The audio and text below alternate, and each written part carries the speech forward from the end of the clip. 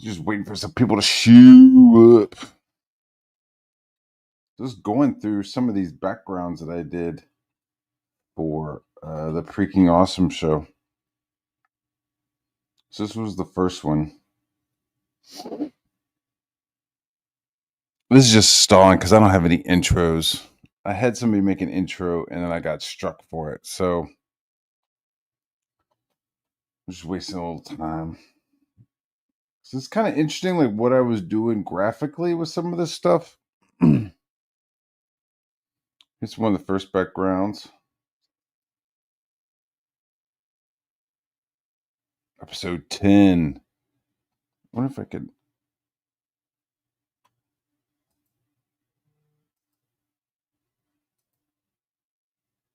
No.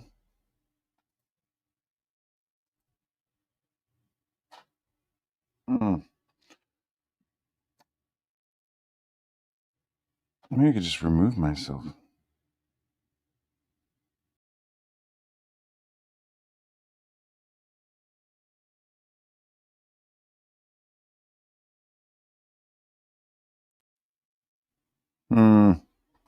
Okay. That one was kind of cool.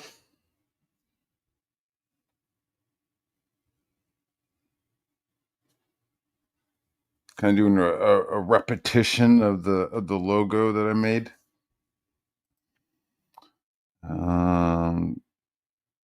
Yeah, I was like really using this like triangle little thing with the date. Episode 12. Freaking awesome. The person over there in the corner, that's Shane Davis, holding a marker. This is from the screenshot where he drew a dick on a homeless man. There was like a homeless man laying there, and him and Jay Bama went over there and drew a penis on the guy's back while he was sleeping, and then took a picture. And this was from that.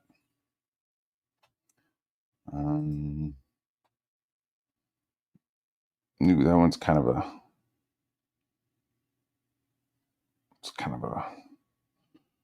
punk rocky kind of a thing. Black and white. It's kind of cool. Reggae man. I don't know what I was thinking. Then I got a little lazy. I took that and then just inverted it. Blank.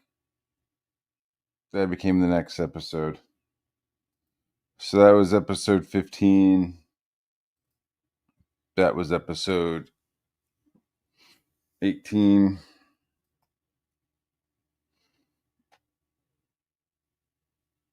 Get that one. I did another invert. This is another invert, but then I added like a little CG throw up right there. That's kind of cool.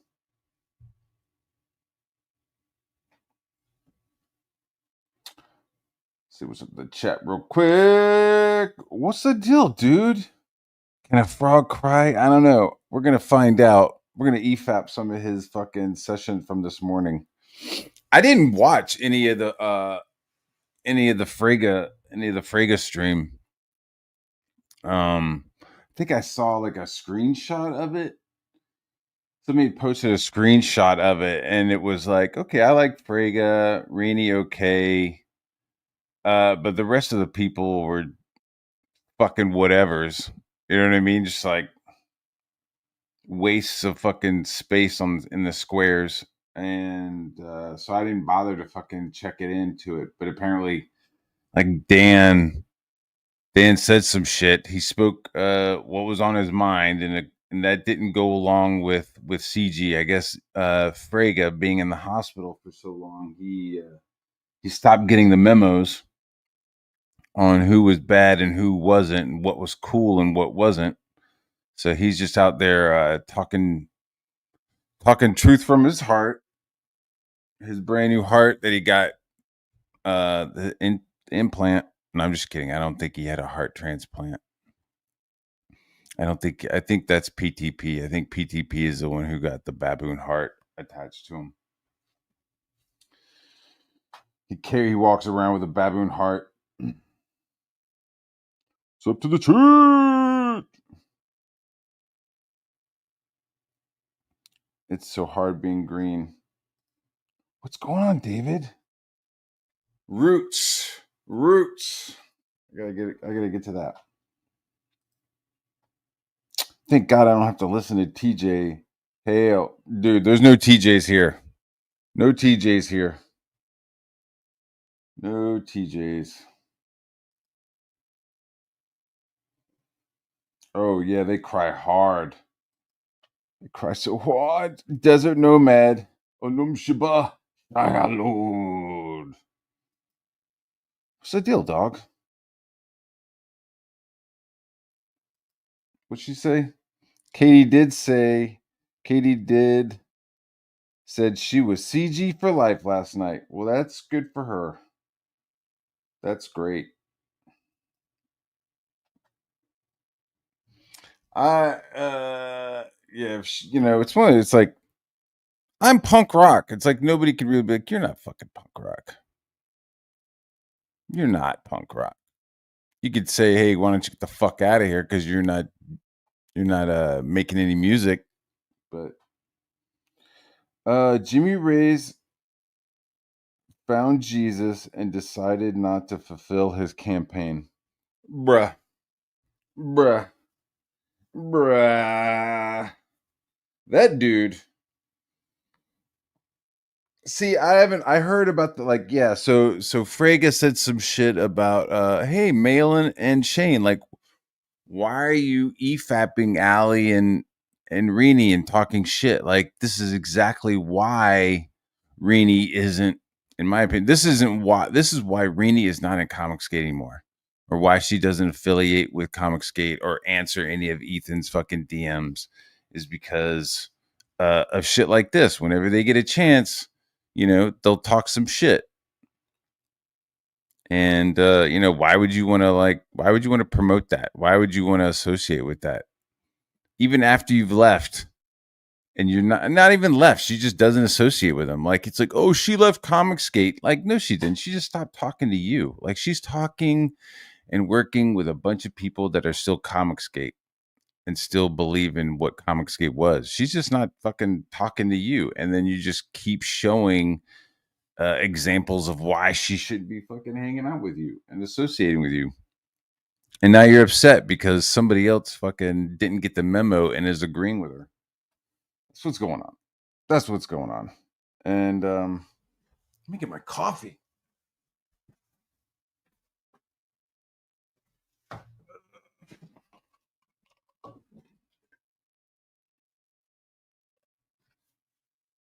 Oh, I don't have any headphones. I did get a haircut though.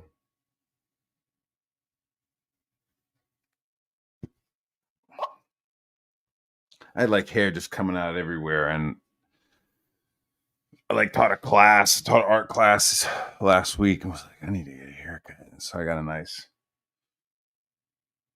I went into the barber shop and I was like, yeah, I just need nice and get all this stuff off, And she was, oh, you want a gentleman's haircut?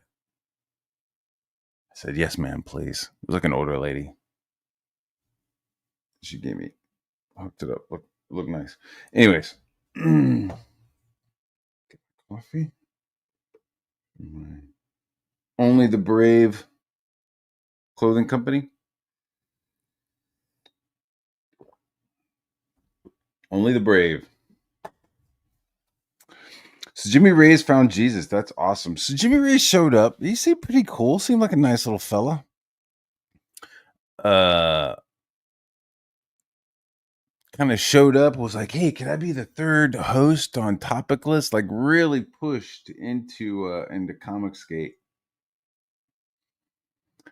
And then was just like doing like weird little faux pas and stuff. like he was like auctioning off shit that was just like printed out. Like people thought that it was like actual drawings that he was like trying to auction off, but he had just like was inking stuff that had come offline. People were like, "What?" So people were like, "Oh, wait a minute, is that not an actual drawing?" Like he was like, "Yeah, here's this ink piece that I did of Finch," and so people were like, "Oh shit, Finch." It's one of his stuff, and he was like, "Oh no, it's just like a printout from the internet that I inked," and so people were like, "Well, that's you gotta like verbalize that shit, while you're being auctioned." Um, yeah, and then I don't know really what happened. I looked at the book and um wasn't that jamming on it. I didn't back it, but I don't know. Um, I'm trying to word this like if you found like it's great that you found Jesus and like you forgive trespasses as we forgive those who trespass against us, or if you're you know you go to another church, it's like forgive us our debts as we forgive those who are debtors or something like that. Like so Jimmy has found Jesus and he's found forgiveness for the sins of not producing what he promised. I don't know if that's a sin. Hey, I'm gonna make this. Dude, there's some people who are like losing their fucking minds. People were like, "Yeah, I said you have my money. Take your time.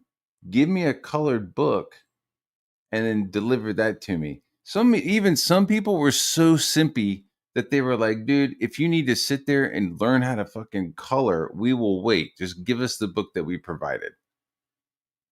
And then what does he do? He like ships those people. And I'm talking about like BTM, right? BTM Reviews was like, I sent you fucking XYZ. I don't know how much money he has. I sent you X amount of money and I wanted to wait. I was willing to wait for the colored book. And instead, I got 3 copies of a fucking black and white book that I didn't fucking want. And so he's like flashing these books. So that was like several people. So it's like, oh, I said I was gonna send you a fucking I said I was gonna send you like a ham and cheese sandwich, grilled, but yeah, when you get your bag and you open it up, it's just gonna be some bread and a packet of ketchup. But because I'm such a nice guy, just like put that ketchup on the bread and you'll have like a tomato sandwich.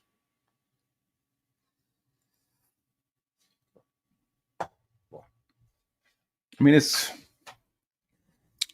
a pickle, you know what I mean? It's just like, yeah, yeah. I forgive you for being weird about it, but can you still like, you know, produce what you said? Right.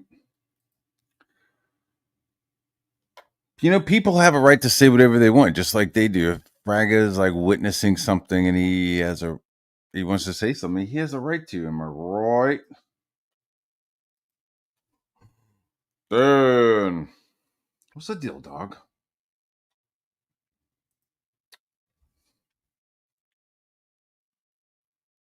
Right here, die Ecke. There's no addicts here. I remember Rays did try to crowdfund the color copies, but the crowdfund flopped. A lot of backers didn't want it back again for something they had already promised. I don't blame them. Yeah, again, you go back to the sandwich analogy. Hey, you backed and ordered a grilled cheese and ham sandwich, and you delivered bread. Yeah, tell you what, order it again, and I will deliver the ham and cheese for you. Right? Like people are just like, I'm good, man. I don't want a fucking sandwich anymore. Like your hassle, like the hassle of getting the sandwich from you is just too fucking much, and I don't want your fucking sandwich anymore. Like you're a nice guy. the sandwich sounded like a great idea, but now I'm sitting here with like, I'm not even sitting here with like the bread that you promised. I'm sitting here with fucking, best value Walmart white bread. And, in the photo, you're showing this fucking brioche, fucking, homemade brick oven stuffed bread. Brick oven stuffed bread. Nothing. You know what I mean? So it's like, yeah, dude, like nobody's like, hey man, order another sandwich. No, we're just gonna go order some pizza. My Ethan sounds a little bit like Mike Wheeler. Order some pizza. Yeah, that's more my Mike Wheeler. Mike Wheeler sounds like this. It's like his chest is about to cave in from the weight. No, Ethan is more like I'm not really fat. I'm just shaped like a blueberry, and I could take pizza.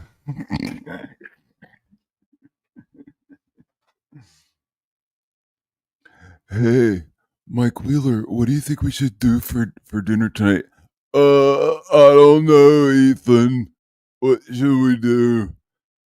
It's almost like a fucked up Wanger too. Like, hey, Wanger, what should I do? Hey, this is Wanger, and this is my Uber, and I'm driving these two fat guys around. One of them is named Ethan. Uh, could you take us to like the closest pizza shop? And then I've got this other guy named Mike. I just, I'm coming. Oh shit! Oh shit! Even I was like pulling a fucking what's that fucking movie where the guy's got all the personalities and shit? Splice. So this fucking hold on, let me close this off. Oh, hang on, what, Mark Wheeler here. Hold on, I need to readjust this food bag that I made. Actually, I didn't make it. My wife made this food bag for me out of a bucket of chicken and a bungee cord.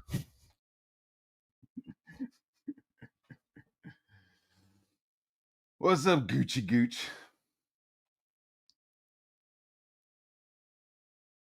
All right. What else did I have? So this was episode 21, pre-king. Ooh, and then I did spooky Halloween, pre-king awesome. Ooh, I like that. I like the old school, little old school episode 26 down there. I think that's like Coop font. Rotten oranges. I wonder what I was talking about. Sometimes, like on Freaking Awesome, like there wouldn't be any drama, but there would be like drama in the thumbnail, like this. Like I don't think we talked about like Shane drawing on a penis. Or drawing a penis on somebody. I think we just like I just put it on there. That was that one. Oh, then we went a little binary. It's kind of cool. I would like wanted to go back and do my website like this, like make it look like some sort of like lo-fi binary website, And then I saw Wiggles playing some game yesterday, the day before, called Landsword, and like the whole like HUD of the game, all like the interface of the game was like lo-fi fucking like computer graphics. It was fucking dope. I was like, oh, I love that shit. What episode was this? This was episode 28. Let's see, we got. I think I just Googled. I'm not saying, sometimes you just gotta be lazy. So I think I just Googled 29 on asphalt, and then I just wrote on it with some chalk. I still like that logo. That's like a Supreme logo. It's clean. I love the little crown on the king. I like the little lightning bolt. That was pretty dope stuff. I was all about fucking promoting the King show. Like, that's the King show. I'll take the spot ahead of it. Some of these earlier shows too, I had some kings. Ethan, Mike, and some other people would like stop by. It's cool. I like just like stopped for a while. I need to like kick it back because it started to be like a fucking job, to be honest with you. Just like, hey, can we go do something? I'm like, I got to do this thing on Monday, always on Monday. And like, it was such a weird time of the day, like dinner time for the family. So I'd have to like hustle beforehand. And then, so I need to like kick it back in. Fudge. We're talking fudge here, clearly. Look at the fudge. Oh, we got some cooked up frog legs. So clearly, this is probably like the beginning of like the what the fuck. So you got like pre-king episode 32, and then it switches to freaking awesome. The freaking awesome show. So between episode 32 and episode 42, shit got weird. I like that. I have no idea what this is. Just some shit that just got doubled up. It gets funnier, trust me. Whoa! Is this what shit? Is this why Dale lost his shit? Did Dale lose his shit over the thumbnail for episode 49? So we're up to 49. So most like 49 episodes to this point. That's a lot of promoting of people. That's a lot of fucking just like chit chat.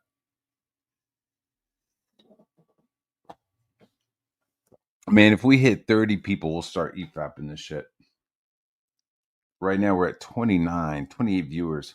I know you're the of loving someone. I don't have that little meme, so that's what I got. I don't know what this is going. I don't recall what this is about. This guy's fucking fingernails are glistening. Oh shit. I think it's like, tell us again about how you got arrested for protesting a black man. Look, I even put little like hair on his shoulders and shit. This was when we all thought Riley was gonna go to jail. I know. This is just fucking the frog getting fried up. I think we'll probably leave it at this. Thunder. This is pretty funny. I like that. That came out kind of cool. 64, dude. 64 episodes. It keeps going, guys. Oh, look, we got some pork down here. We got some piggy.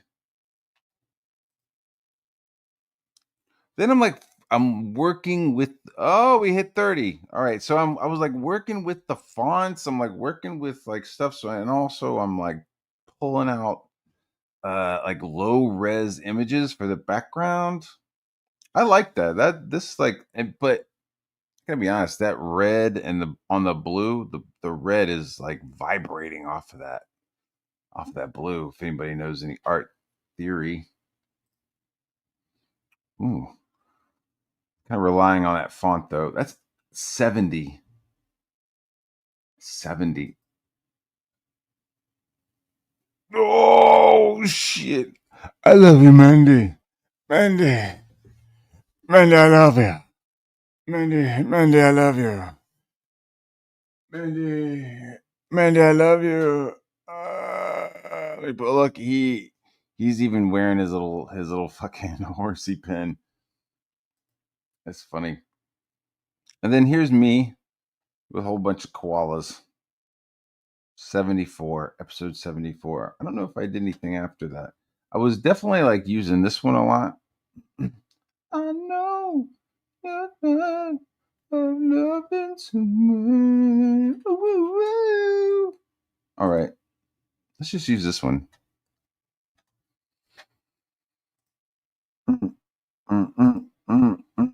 So he got upset. So Ethan, I don't even, did Frigga talk shit about Ethan, or was it just about Shane and Malin?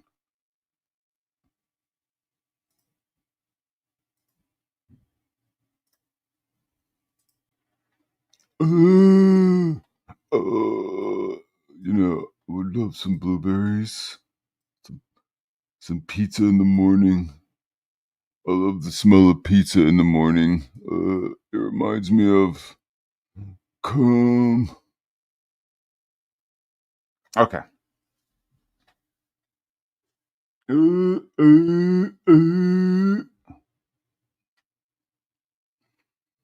Johnny, can you hear me? Is it public domain now? I saw somebody do like, it was like Popeye is a horror movie, and it's just like, that's the first thing people do as soon as someone gets, turned into public domain. Oh, Winnie the Pooh, Demon Hunter. Hold on. Somebody. Oh, my dad. My dad wanted to remind me it's my brother's birthday.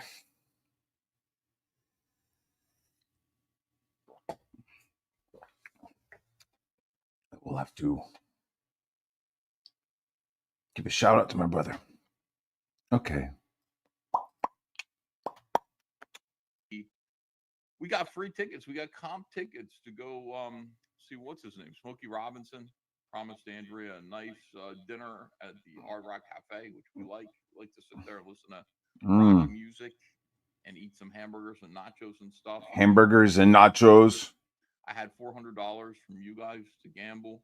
I was going to get this show off. And while we were having dinner, I started, That's we awesome. a picture out just to say thank you to everybody. Thanks, everybody. Really make our lives possible, obviously, by supporting the business. And while I was gone, a bunch of them backed. Support that gambling habit, y'all. Support that gambling habit. Cyberfrog 3. So I just have to say thank you again. But we took a quick picture of ourselves. And boy, I look spooky in this photo. But I look skinny in this picture. It's kind of good. Send a little. We all know you're not. You're a fucking chair buster. You fucking chair buster. My weird face and everything. Yeah. Oh, it's so odd, man. Why did God make me look? Why God? Why did you make me look like this? But there's Andrea. Don't blame God. Blame your fucking diet. Some food. And didn't get very far because got a message from. Oh no. Well, first I got a bunch of messages from people saying, "Oh my God, like Ethan, like are you seeing what Dan Fraga is doing on his live stream?" Oh no! All these people are bothering Ethan. Holy shit! They're all contacting him. Got to address what's going on, and what is going on? What's going on? At the same time, Andrea. Nothing has anything to do with you. Hunter's babysitting Ava. I said, "You gotta watch Ava. You don't understand. You got to be." Oh shit! We're pulling it. Not only do we have the shield, we're pulling out the buckler. Out of room, she'll sit with her computer, but you got to be with her and make sure that she doesn't get into trouble because she will. She's very creative. She wants to get into shit. Yeah, Hunter, stop fucking FaceTiming your boyfriend. Ava got into Kaylee's nail polish. How did she do that? Like that, she'd have to go into Kaylee's bedroom to get into the nail polish. And she covered her hands with it. She put some on the carpet. She painted the walls. I can't, but like, I'm just like, what the fuck? So, we had to cut our date short and come home because Ava's Andrew's like, we don't have nail polish remover in the house. Got to stop and get some nail polish remover. Oh, so he was really Hunter totally fucked it. Hunter, the dude who's responsible for getting your books out and getting all your boxes out. That Hunter let his autistic sister go fucking Jackson Pollock on the walls with nail polish.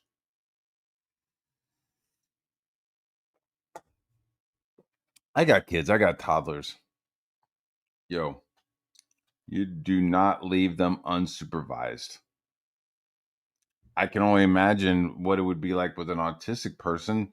You gotta, and this isn't a jab, but you gotta supervise them, right? Like, you don't know what's gonna happen. Like, so if she's like pulled out multiple nail polishes and are painting them all over the wall, where were you, dude? You're lucky that's what she did. I mean, as a father, I'm just like, holy fuck, bro! Like, you're lucky that's what she did. You're not watching her. How do you know she didn't go get a fork and just stick it into an outlet? How do you know she wouldn't just go into under the drain or underneath the cabinet and pull out some Drano and start drinking it? It's fucking horrible. Like, you got to keep an eye on them at all times, dude. I know. I guess I sound like a fucking helicopter dad, but you know, there's like supervising and then like helicoptering, you know? And you got to supervise them. Jeez, Hunter. Are you responsible enough to fucking handle a multi-million-dollar fulfillment department? Talking shit. Get one of those scrub daddies or whatever they are, Mister Clean erasers or something. Yeah, the things you wash And your ass with because you're so fat you can't touch your back. So you got one of those. So you go, you know what you're talking about. just clean up. We couldn't just sit there and enjoy the concert knowing that there was a disaster at home. I just was like, Hunter, what? Like, What the he's like, fuck, I bro? I have no excuses. He's like, I got distracted. Okay, yeah, you understand now? You're 26 years old, dude. You're 26. You can't. Whoa, 26. Whew. So anyway, that Holy shit. Good thing he didn't join the fucking Marines or whatever the fuck, dude. That kind of distraction. I didn't get to play. Didn't It's get to not see good. Smokey Robinson, but I did have a nice hamburger, Ah, and at least Smokey an hour with Robinson. Andra out on the. Tears of a clown. We don't get any time. I said, "Are you okay, babe?" She says, "I feel ripped off." I'm like, "Yeah, I know, man. It's Oh, life. so it The wasn't about world's not Dan at great." all. Okay. So I thought it was like, oh, I left for but Dan. anyway, because people were talking about this Dan Fraga live stream, I got to blame it on that live stream. I just said, "Oh my God, I gotta come home." Evidently, I'm being betrayed by everyone, so I gotta come home for my date with Andra, obviously. And I got to scapegoat the live stream, which was fun. I got to scapegoat the live stream for a few hours, but I Dirtbag. got to tell you guys the truth now. It was because of Ava, and I just sat there and cleaned it. She's like, "Sorry, Daddy, sorry." I'm like, "Why? Why? Do you see how you're never gonna do this again, right?" Scrubbing in between her fingers like red nail polish. It was a fucking living hell. At least you didn't get to kill Smokey Robinson, says Tim Roberts. Yeah. Well, Oh. like I said, the whole fun thing about this trip was that Hard Rock comped these tickets for us. They were free, and we got to choose. They're like, "You want riser seats or on the floor?" I said, "On the floor, I guess." So they put us like in row Yeah, because he looked over, he was like, I'm not walking up those steps. I go down steps into a basement. I don't go up steps. L, which is in the alphabet. I mean, I guess I don't know how many rows back that is. 18 rows back. Seats 9 and 10, and I said 9 and 10 really sounds like the middle of the row, which means that I'm gonna be like this. Like, I'm a little bit, I don't know if you've noticed, I'm a little overweight, like a little bit, and I think so you're like 300 when I'm pounds, dude. 400 in one of these pounds. You're a scenarios, chair I buster. really do feel like tucked in. I like to sit in the front row. so I have extra leg room. I like to sit. Barring that, I like to have an aisle seat so I can He likes kind to of put his feet half up. of me hangs out into the aisle. So anyway, This yeah, is boring. L I'm getting can't hit bored. the L. L for loser. No, no, no. L for laughter, guys. Yeah, L for Nah, love, loser. not Yeah, loser, loser. not loss. Anyway, didn't get to see Smokey Robinson. Came home. Have not watched any of these videos. I'm just waking up. I saw that Shane and John were streaming all What? night about it and soothing themselves over their hurt feelings. And this must feel terrible. Whatever this is, it must feel Oh. awful. So we got a lot of stuff to do. We got this is we're taking garbage out. We're taking the Damn. trash out. We have some videos to watch. We got to finish Eric's video from yesterday, which he clipped a piece of, and he had a little video called "I Never Do This," and then it's like a little clip of a video, nice clickbait there. But we didn't get to the part that whatever it is that he thought was so important that he clipped it. So we got to watch that. Meanwhile, while John was Yeah, you should get to streaming, this that. is what everybody's talking about right now. Like this is unbelievable. Uh, Yeah, just skim over the Eric thing. You know, part of it is what I've said, which I was like, holy shit, Eric just used my words. Not that Eric listens to me, but it's like Ethan is weaponizing Comicsgate. Like he's weaponizing it. He's weaponizing his fans to go after people. He's weaponizing him to go after Lord Raptor's fucking docs. He's going after to go after me. He's to go after multiple people, especially Eric's fans. You know, somebody is like, "Hey, I just got the new Isom book," and then you just see like nothing but fucking Ethan fans just fucking hammering at this guy talking shit.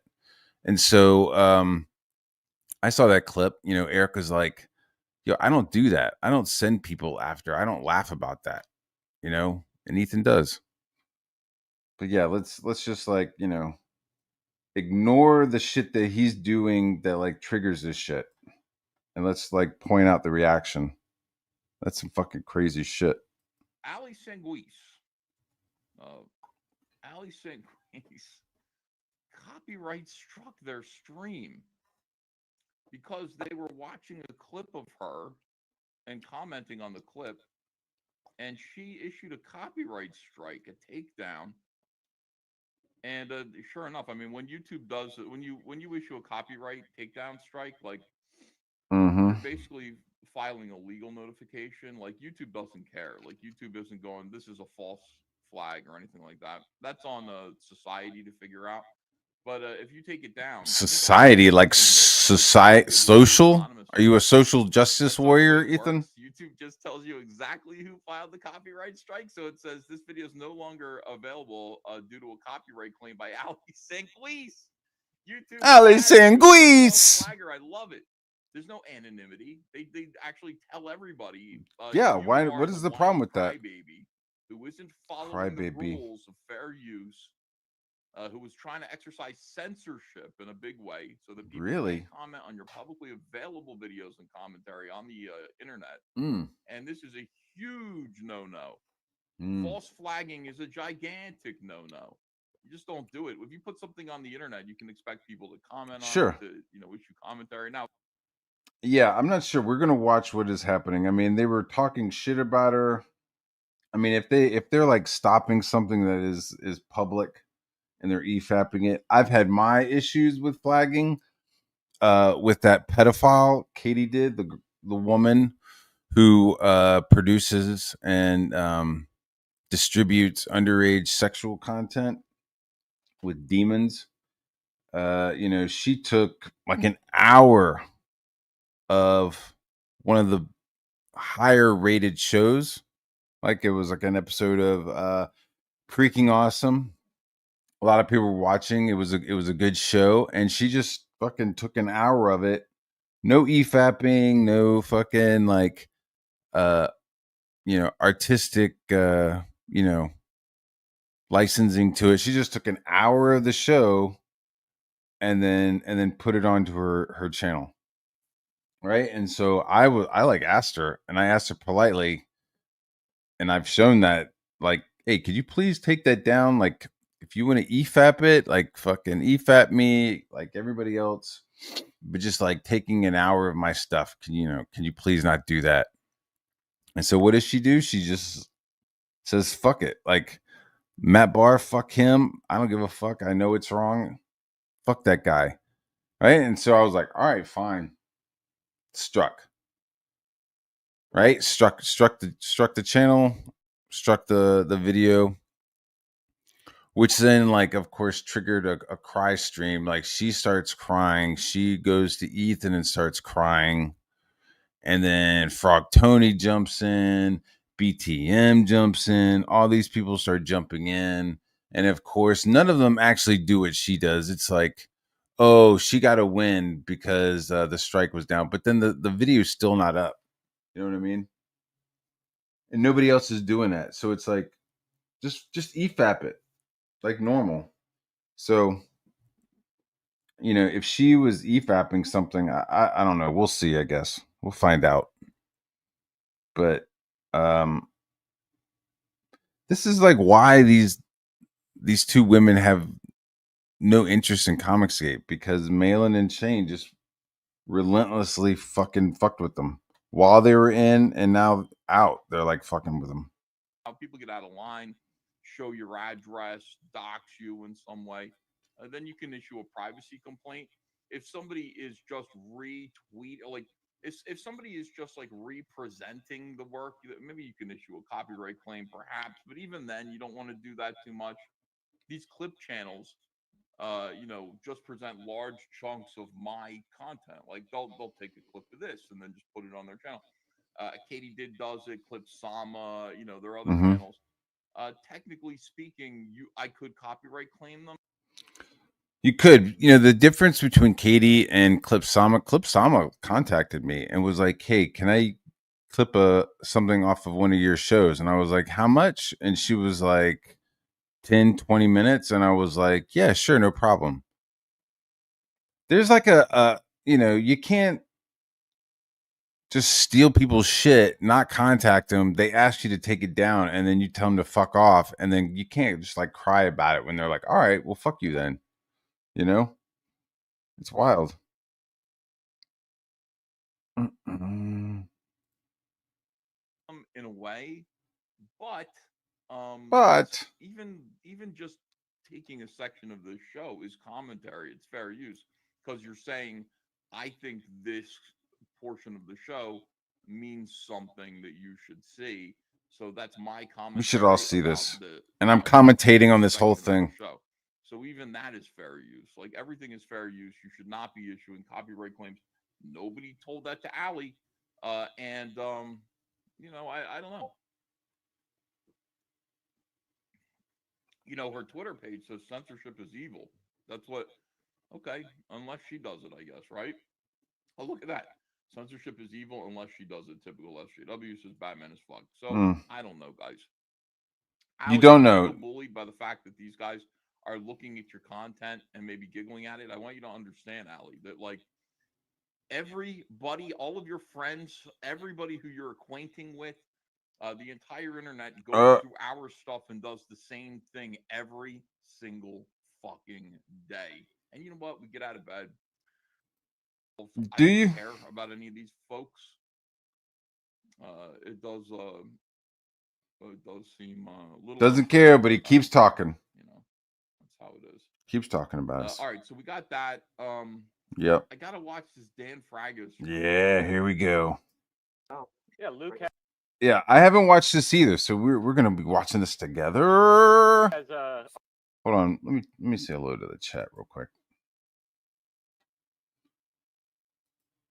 Oh, good grief! Good grief!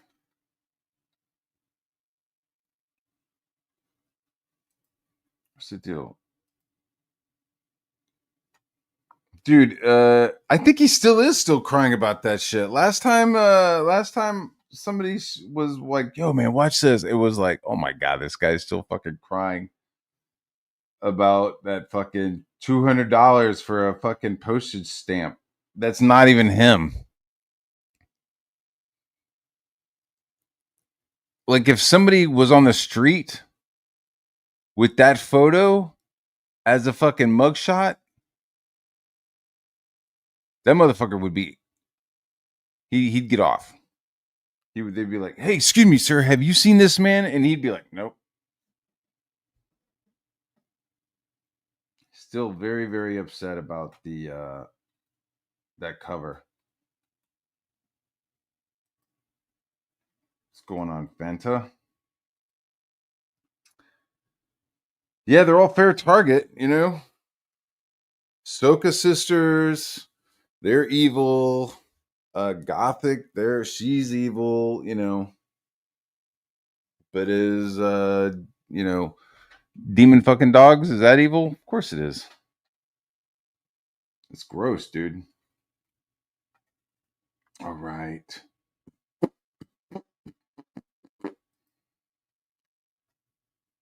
Man, let me tell you, that fucking show, I've like sent so many memes in. I'm not gonna pull a mail in and start crying. But I've sent some memes in, and I'm not seeing any memes on these meme awards. I'm just seeing weird shit. Just saying. I don't expect Lord Raptor to have the show. I don't expect his shit to be together for it. But you know, when I saw Angela involved, I thought, okay, Angela's compiling. There's some folders. They're getting ready. They're, you know. I'm just kidding. Am I kidding? I'm just kidding. I know. Okay.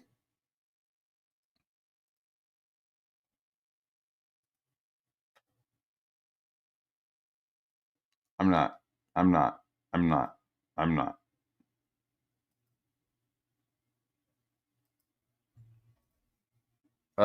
Link.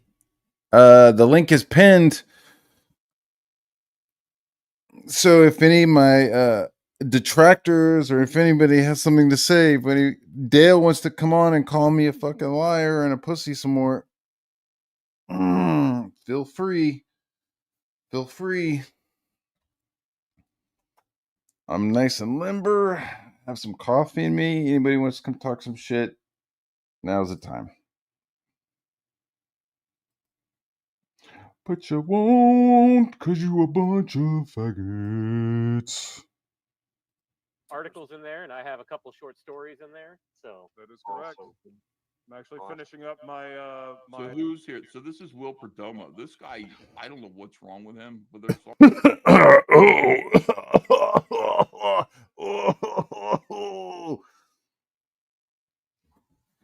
Oh Lord. Oh, good grief. Imagine if Dale. You know what okay, I'm gonna be honest. You know what I heard? This is what I heard. I heard that Dale is mad because we were joking about Mandy blowing Shane when he passed out at her pool in Florida. Right? So I mean, do I think it's true? I don't know. I don't think it's true, but who knows? But it's like, do you think it's true? But then it's like, there's all these what's it called? It's like evidence that's not hard evidence, but it's just like, well, I mean, there's this and there's that. Like, he didn't shoot him, but you know, there's the same bullets are in his car, and you know, he does like to shoot. You know what I mean? Like, so it's like Mandy has like a track record of being an e-thought. She has a track record of her husband being a cuck and like taking photos of shit. You know, we've seen the clips, you know, where she's hanging out with PTP's wife, trying to get the titty shaken. And she's like, oh, my husband's getting his camera out. Oh, love bugs. Here he is. My husband's getting his camera out.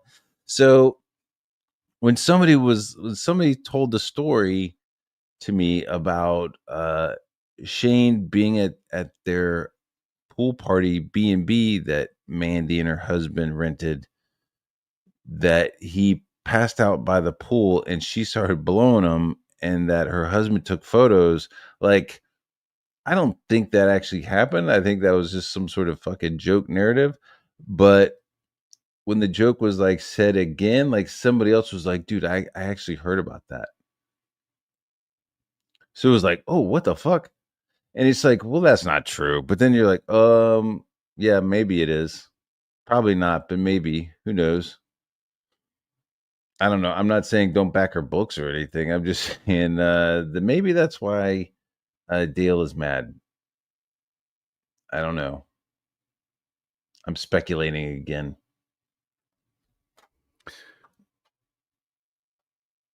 Yeah, dude.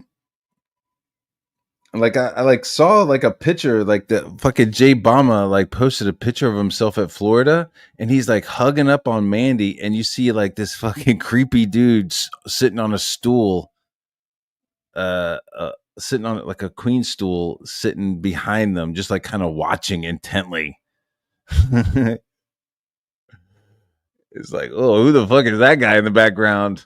Oh, don't mind him. That's just my husband. Don't mind him. Don't mind him. He's just my little.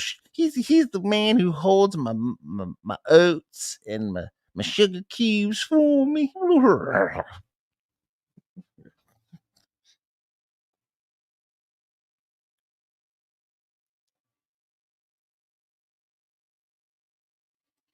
What? Yeah, I mean, and other people are like, he was sober. Was he sober? I don't think it actually happened. Him getting blown and her wife, like, I don't think that happened. I don't think he passed out and got blown by Mandy, for the record. It's just jokes. It's just jokes, yo. Like making puppet shows of Gary's wife. It's just jokes, guys. Yeah. It will kill. Yanzi. It will kill. Hold their horses. Ooh. So seriously, I think that's why Dale's super mad. And I think it's like he's mad at me for like speaking it out.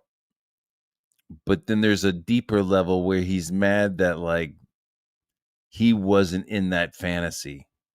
You know what I mean? Like he wanted to be the one passed out, you know, getting his bobo honked on.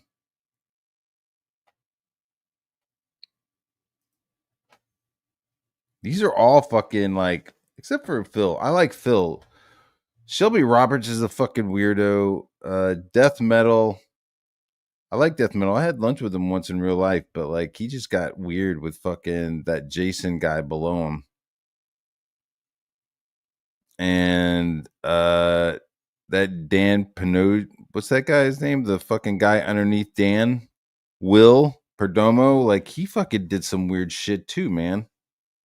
He did some really weird shit. Like, and what's weird is that he's on the stream with Phil. Like he was in CG, had an issue with his girlfriend, and like he thought that Phil was trying to steal his girlfriend, and then got really mad about it. And got mad at everybody because nobody was like getting shitty with Phil for him. Like everybody was like, "What?" Like, yeah, Phil's talking shit to my girlfriend. It's something like that, right? He was like, "He's talking shit to my girlfriend," and everybody's like, "No, he's not, dude. He's in a fucking. He's just in the chat in a different state, and he has his own girlfriend." And he got really bent out of shape, and he fucking left for a while, and then he came back. And then he came back, and I was like, and I wasn't aware of like the Phil shit, and I was like, yeah, man, you can come stream on my stream. So he was on my show for a couple of times, and like we were gonna do a book, this fucking meathead book, right? And he's like, hey, do you want to do this meathead book with me? And I'm like, yeah, man, let's work on something together, right? So I start drawing shit, and so the book started off as one thing, and then he like got into issues and court issues with his baby's mama. So like he ends up breaking up with the woman that he was upset about with Phil, finds another lady. They have a baby. She ends up being a fucking whack job, right? And so it's like I become like some sort of fucking emotional crutch for him when he comes back. It's like it's all he wanted to fucking talk about. So we're starting to do this like meathead book. I'm like, he needs something. He needs something to work on. I'm like, yeah, let's collaborate on something.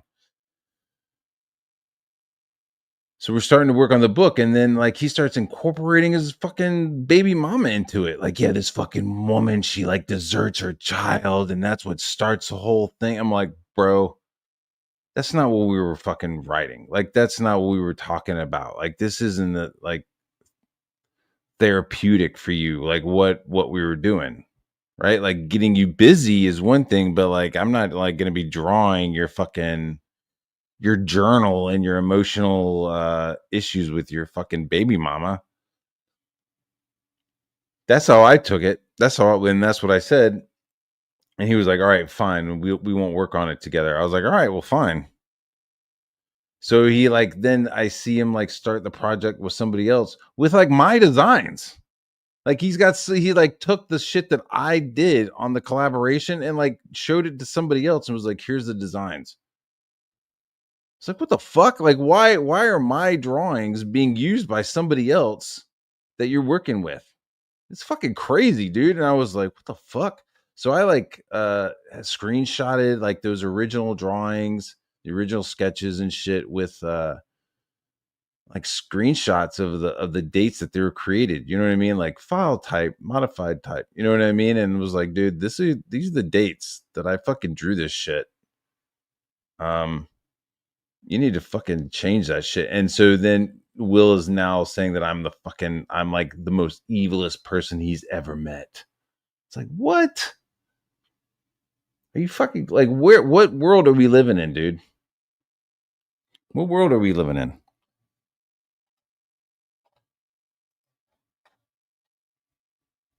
I'm wrong. That's my 2 cents. Diaz, all of these guys look sinister to me right now. I don't know who this guy is here. Who's this? I know this guy's an artist, I think. Oh, this is Death Metal Hero. Okay, here we go. Most recent 3 music. Yeah, like 2.5 years ago, maybe I like emailed or DM Shelby Roberts about doing some inking, and he just like never replied back. I was like, hey man, are you open for some inking, and how much do you charge? And just like never replied. And I think I sent like several like, hey, I'm just trying to get a hold of you for some work. Nothing. It was like, okay, dude, you keep doing your shit then, okay? Very odd. Reviews. Okay, Got 3 albums, 3 industrial albums that I reviewed for the magazine. Well, there you go, man. I mean, that's the thing is it's a see, Death Metal Scout one too. It's like an EFAP of an EFAP of an EFAP. Like this is actually it's just 2 EFAPs, very, 2 layers of EFAPing. format because it's not only is it tangible. Look at Jason's got one. Mine's in the other room. Okay, good. Purity test. Will go get it. Yeah. Shelby. What's that echo? Man, I want to tell you, I want to big ups you. I visited with Marat 2 There an weeks echo? ago. Oh yeah. Yeah, I was out in Vegas. Oh, that's Shelby Robertson. I was there for No, that's inside your big hollow head, you faggot. right? Like very strange, right? But he moved Texas, to Vegas. though, right? Yeah, he's out of Texas and he lives in Vegas. So he and I hung out, and he showed me some of what you guys are working on, and a lot of innovative stuff coming out of your studio. It's Dan Fraga making an echo. Yeah, okay. Tell people. Well, no, what you're doing. No, I know. He's already told me. Yeah. No. No, I'm just saying the stuff I've seen that come out of you is the techniques you're using are pretty state of the art, and I think they're awesome. Oh, thanks, man. I learned it all from Yaki. I see him back there waxing the cutty. That Yaki is he's waxing that cutty, bro. He's reading an artist edition of Kevin Nolan, which is a lot like waxing a cutty, probably. Well, I mean, it's it's big enough to hide everything. It's a big book. heard those. Show me does some decent stuff. Amanda B, thank you. She says follow Edge Punk on Twitter. Yeah, definitely do it. See this the thing that's crazy and it's something that I'm really I enjoy, and it's why I'm a spiritual person. Is this guy I met him in Orange County. This guy I met him in Orange County. I got a friend upstairs. It's really weird. Like the Jason and death metal. Like I used to stream with him a bunch, and then me and Billy Basco had an issue. And Billy went and like fucking cried to these people, and they were like, "Hey man, you can't be on when Billy's on." So I basically, and then Billy just was on all the time. So it was like, "Hey, when Billy's on, you can't be on." It's like, okay, thanks for getting involved. So odd, dude. And then the folks doing Edge Punk token. You met me in Orange County the first time. Yeah, Ricky was at Orange. yeah. But I'm just saying, like, the full circle of it is like Tokame. He and I went to high school together. Like we were in the same art class together. That's right. Which is like really just so cool that this sort of like unrelated but full circle thing. No, he's not. They're trying to say you're whacking off back there. Is that better? But Kevin Nolan is good. Not whacking off. What is this? He's that good, Okay, man. here we go. Oh, It is yeah, I that had good. to resub. Yeah, chat. Ooh. Okay. The Japanese reproduction, but flipped in American. This right here. Anyway, I love Akira. I didn't hear no Super Pro at a 9.9 though, so you don't beat me, son. Hey, What's dude, up, Chad? I'm not playing with that. Hey Chad, I sent you the link. Come on in. Chad Tones. Yeah, Chad, come on in, dude. Come on in, Chad. But yeah, man, happy Saturday to everybody, and what a wonderful time to be in Saturday. comics. You know,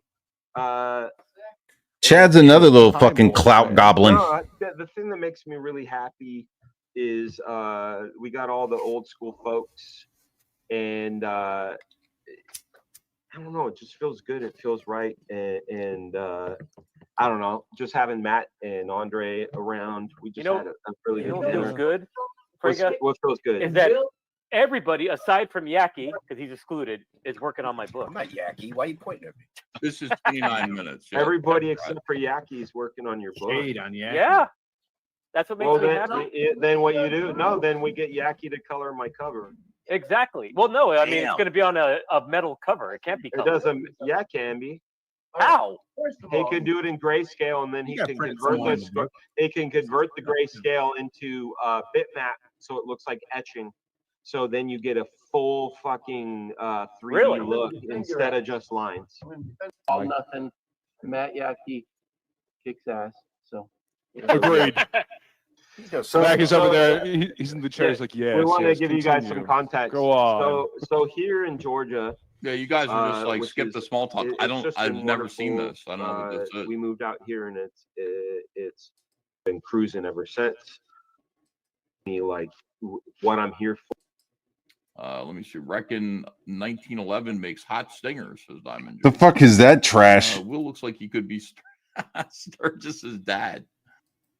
Like just this sort of like I felt completely put into that world.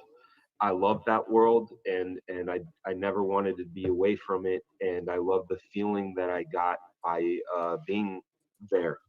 it's a spiritual experience. Yeah, it really is, and so for me, especially not coming.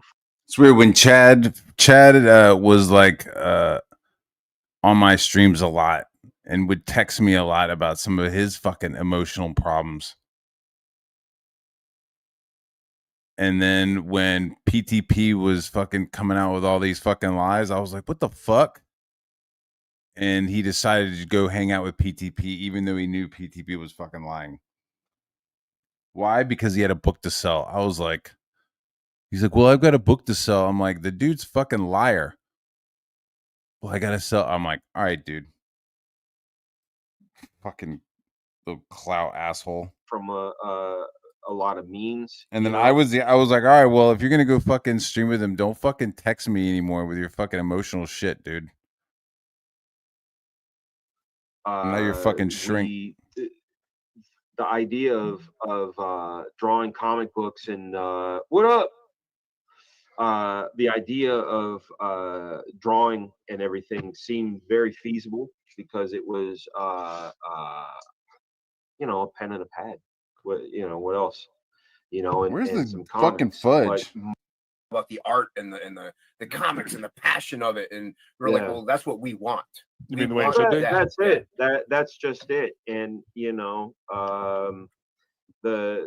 sometimes All of these we people, have all of this these people are this fucking movement pussies. They're all fucking that they pussies. call Comicsgate, and I'm gonna tell you that right now. All these people on this fucking panel are pussies, except for Dan. Dan has been in some sort of fucking medical coma for the last year, and he shows up and is like, "Yo, there's something fucking not right with what's going on." And all these fucking bozos are now going, "Yeah, what happened to the comics and the passion?" Like, what the fuck? Where were you this whole last year? Where were you with the Riley shit? Where were you with the fucking Katie shit? Where were you with the fucking Vito shit?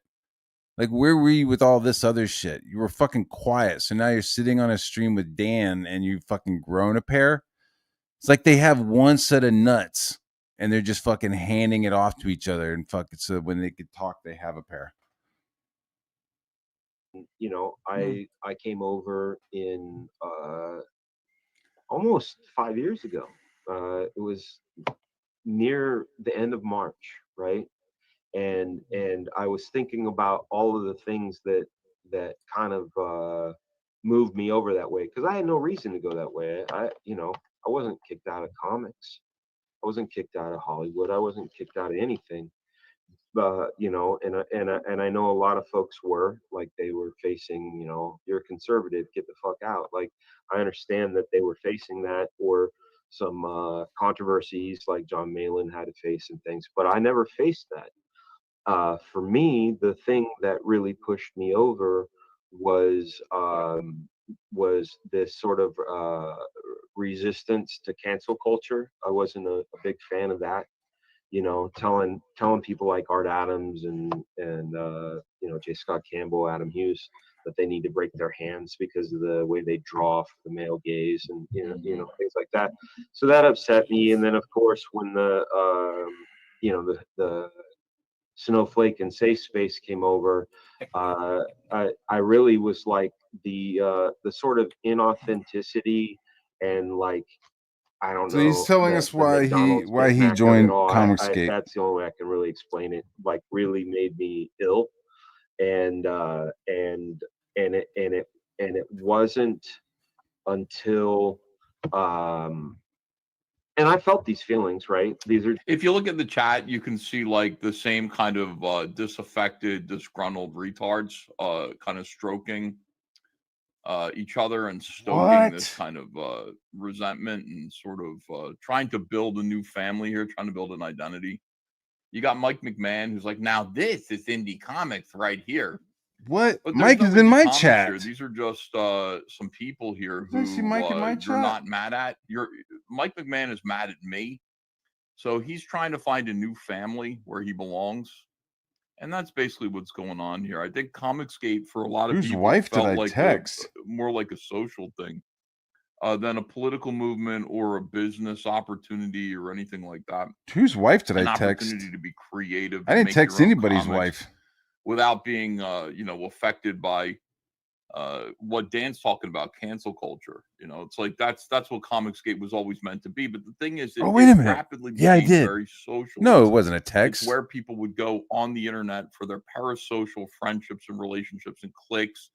They bonded with people that they never met over just repetitive kind of interactions. And then soon it just became we're bonded over resentments. But dissatisfaction with me or with their place in it or not being able to achieve like what they wanted to achieve, all these things, resentments of all kinds that get spread for various reasons. Maybe I said something one time that made them feel very small inside. And now they're looking for a new family. So it's like they call that family indie comics.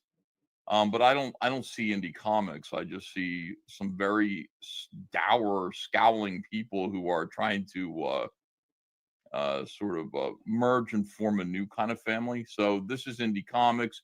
You got Reenie here. Oh, thank you, everybody. Oh, yeah, Reenie. Like in the chat, of course, Rude. Reenie is going to be sort of idealized. People acting like Reenie got hurt somehow in all this. Here's Admiral Wackass, who we understand. I had a conversation with him and tried to understand what he was about. He's a friend of Matt Fowler's, big friend of PTP and Phone Tap Phil. These guys, he's like, I don't like that you call him Phone. Did you hear that? Call him Phone Tap Phil. Call him Phone Tap Phil. We all know he Tap Phil. didn't. Well, I don't care. Like, he tapped my phone. He But he recorded didn't. my call, or if he didn't, somebody did in the same room with him, and he was aware of it. You don't know that without either, my you permission. liar. So fuck you. Will Perdomo, who I like this guy, look at the bags under his eyes, the darkness in his demeanor and countenance. Working with Dan Fraga as the writer, what did this guy ever write? Like, who is he? And just out there, like, stoking hatred for me, for Cyberfrog on the internet. I don't even know who he is. So you see all these guys. See, some of this stuff, I like Wackass. Wackass legit. But William's a fucking nut. And he's definitely gained some weight, but that's neither here nor there, the weight gain. But look at him. He's just like, I'm going to go through their chat. These people, they think they're making something called indie comics. There's no indie comics. They're just sad people. Bonding together here and sort of trying to form a new little kind of club here, a new little family, which is okay, But Yeah, I mean, Phone make no Tap mistake, Froggy. like, this is why it's happening. It's not an organic thing. This is like a desperate, like, let's try to make this happen. Whereas Comicsgate just like everything about Comicsgate happened organically. It happened because it happened. It happened because it's like, why did Hawaii exist? Because a volcano erupted. It's like, that's why Hawaii is here. And, you can try to rebuild. You can try to make other things like that. I don't know how to explain it. It's like yeah, you can't explain it, dude. You are fucking it up so hard. That was originally your coping right now is just fucking it up in real time. A bunch of radical leftists overplaying their hands and using cancel culture to isolate people and to make drastic changes in comics. It was an organic thing that occurred, and because a lot of us were under fire, like Dan was talking about earlier, a lot of us were under severe pressure. We were bonded. Like, me and John Malin are always going to be friends. Me and your boy Zach are always going to be friends because of that, even if we disagree about certain things. Shane Davis, Shane Davis was also a part of that in a way that I would let him tell. He'll tell his own story one day. These guys didn't have that. Like, Dan is going, look, I exactly. Mumble through the fucking Shane shit, dude. I decided to join up. Like, these guys mumble through the Shane shit, you idiot. I wasn't canceled. Same sort of intense bonding that we had, because they didn't go through the war. They just didn't. They war. They were hanging out with the this veterans, fat clown. None of these people had their lives changed or overturned by cancel culture, Comicsgate, so they don't really understand what it means. Because it's imaginary and it's in your head. They didn't finish your contract, right? They didn't renew your contract. They let you finish out your contract, and then they didn't renew it. They still send you fucking royalties off of the characters you made. And you had already been talking about going independent with Cyberfrog. You just happened to fucking latch on to Comicsgate. Just and now you just roll like a victim. This is bullshit. Thank you for reminding me that shit actually happened, because I just thought I was just really fucking no, I was just like, yo, years. I was like, yo, this is some bullshit. And then another connection. I get a copy of my friend's crowdfunded comic. My friend is Ethan Van Sciver. I've known Ethan since 1995. He and I worked on Wolverine at the same time. I did a cover for him. We have all kinds of camaraderie. Of course, I'm going to support my friend, right? I get my comic. I put it on my spinner rack. I celebrate that my friend has a crowdfunded comic. This is great, right? the lambast that I received for enjoying my friend's comic book was so incredibly I don't know, just overboard. You know, bringing a shotgun to wrong, yeah, bringing a shotgun to a checkers game. Anything wrong? How? You know? Yeah, but you're sitting with a bunch of people who want to say the same shit to you right now. Look at Phil's face. Phil's like, look at Perdomo. Like, you're sitting with a bunch. I don't know Jason from Unhinged Entertainment. I don't know Shelby Robertson. I have no problem with that death metal hero either. Chad's an interesting case. Like, Chad is hung out with the Dungeoneers, but he also did a story for me. Like, I have art from Chad Townsend. I never heard of him, but Bill Willingham wanted him to draw his story for Cool Story Bro. So I got that. I don't know what Chad's up to. I have no idea. But Dan's like, yeah, like Chad showed up with a Ethan's book that and was already Ethan and drawn, blah, that blah, he had blah. already Suddenly the reactions produced. I got, and look at like He like already had this book. It was already existing, and then he like re-released it, and then was leaning really hard on the PTP thing. Was like, yeah, I'm Comicsgate, and I'm with PTP, and then PTP fucking fell off the map, and then Chad kind of fucking got sucked down and off with him. some of them are like, fuck the Van Skyver. That's kind of how it is. Very dare you, sir. Yeah. How very dare you? So that hi baby. You have cake? Oh, nice. Look at all three of them. We're adults. We can go get some cake if we want to get some cake, guys. You don't get any because you're From Dave Johnson. Or Paul Sarge. Little And pig. What up, Paul? yeah. Who, I love his artwork, and we get along, we get along, and I'm not even like trying to poke the bear or anything, because if I saw him today, I'd still give him a hug, because I'm all about love. and was just like, that guy's a Nazi, and saying shit like that and trying to get it into people's heads that I'm a white supremacist, which I'm not. No, No, you're trying just to a Mormon. appease them in some way is weak. Don't appease them. Yeah. You don't have to prove that you're a good person to bad people. You Nope. don't have to do that. Nope. So Guys our own.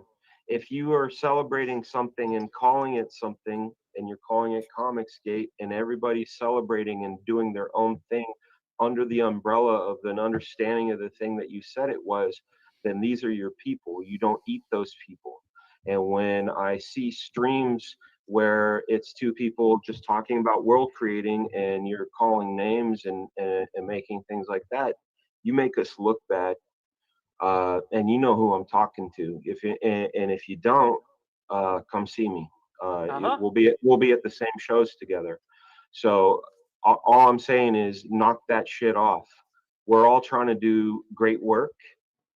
We're all trying to make this thing work, and to have any sort of infighting or cannibalism or any of this shit, it's terrible, and it looks bad.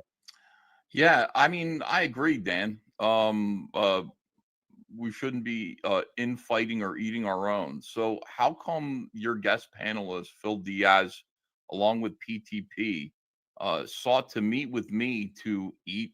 I'm sorry to say, to cannibalize Mandy Summers. Oh, what about? Let's play what about. Hey, what about those guys? Not what I did, but what about? Let's play what about.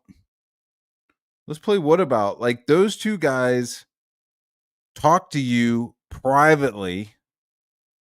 They were talking to you privately about a situation, and it had to deal with fucking Dale getting blackmailed by Mandy. It had to do with Mandy doing all kinds of weird shit that you denied, that you then admitted to knowing about in that fucking phone call. Like, that's a lot different than your hours upon hours upon hours of shit talking everybody. The hours and hours of you shit talking me, shit talking fucking Eric July, all of that, dude. What about that? You want to play what aboutism? Pick up a fucking mirror, fat ass. by telling me that she was collecting dick pics of everybody and using it to blackmail them. That's not what they Spreading said. those That's a lies lie. and rumors around the internet. And still, to this day, quite a few people believe these guys, and they still say stuff like that. And he's sitting on your panel right now. Your Nobody's friend. saying. Nobody said that she was collecting dick pics, even though she has the dick pics of several people. We're not saying she was collecting them. She was blackmailing your colorist. First, you didn't like her. You thought her books were shit. You didn't want another woman in Comicsgate, right? You had left mainstream comics where you had allowed the industry that you loved be fucking cannibalized from the inside by blue-haired fucking zombies. You allowed that to happen. So you left, made Comicsgate. So you were like, no more women, blah, blah, blah. This woman shows up with her Wart the Wizard, whatever the fuck it's called. You call it dog shit. She starts fingering herself to your colorist, and then suddenly she's on your shows. She blackmailed you too, dude. If you don't do anything, you don't do what I want, I'm gonna tell everybody. And it's weird. It's like, how does she, if Phil recorded that, if PTP recorded that, then how was Mandy able to shit talk that she had heard the whole thing and that it was going to be released? It's because it came from you, dude. That's what I think. Anyways. Sought to utterly annihilate and destroy a fellow creator, Mandy Summers, who was doing nothing but creating great work, terrific work. So those guys, your boy Will Perdomo can't stop talking shit about me. And I've never even said one cruel word to him. I've never done anything. Can't stop talking shit. These guys met in private all the time to discuss, I don't know what, to just talk shit about Shane and John. Shane and John, and maybe to a lesser extent me, are a little bit angry with these individuals, Ali Sanguis among them.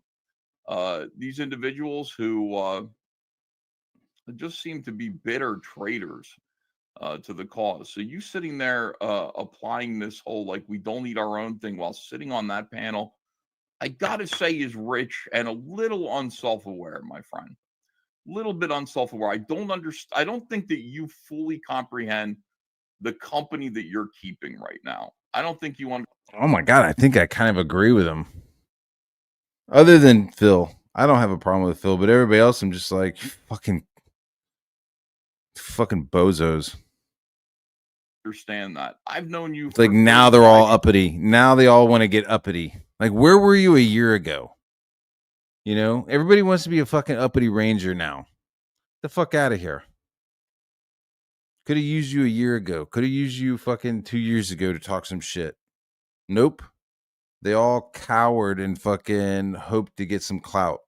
Bunch of little clout goblins. Years. I know there are some people there that you've known for longer, but there are also some people there that you've known for 2 weeks, and you don't know what you're quite talking about to this extent. You don't quite understand. So here we go. Go pay attention to the thing under your nose. Leave your neighbor alone. Yeah, and a lot of us, like, Luke will showcase books, like I'll showcase books, and then we do like art streams, and Shelby will have his art stream. That's where I like to chill. You know what I mean? I like the positive vibe, the positive energy, just like, hey, this is art, this is comics, or this is just regular pop culture. Let's riff on each other talk. Like, I'll call Ink Spots fat and stuff like that. It's fun. He is. Because he is. He's massively overweight. He's got his own gravitational pull. He's a fat degenerate. Yeah, and we love him for it. But that's what I think everybody's a yeah, they're silly. They're silly men, and they like to stay silly. Anything actually for real happens to one of their friends, they just fucking cut them off. It will. You have to add that to everything.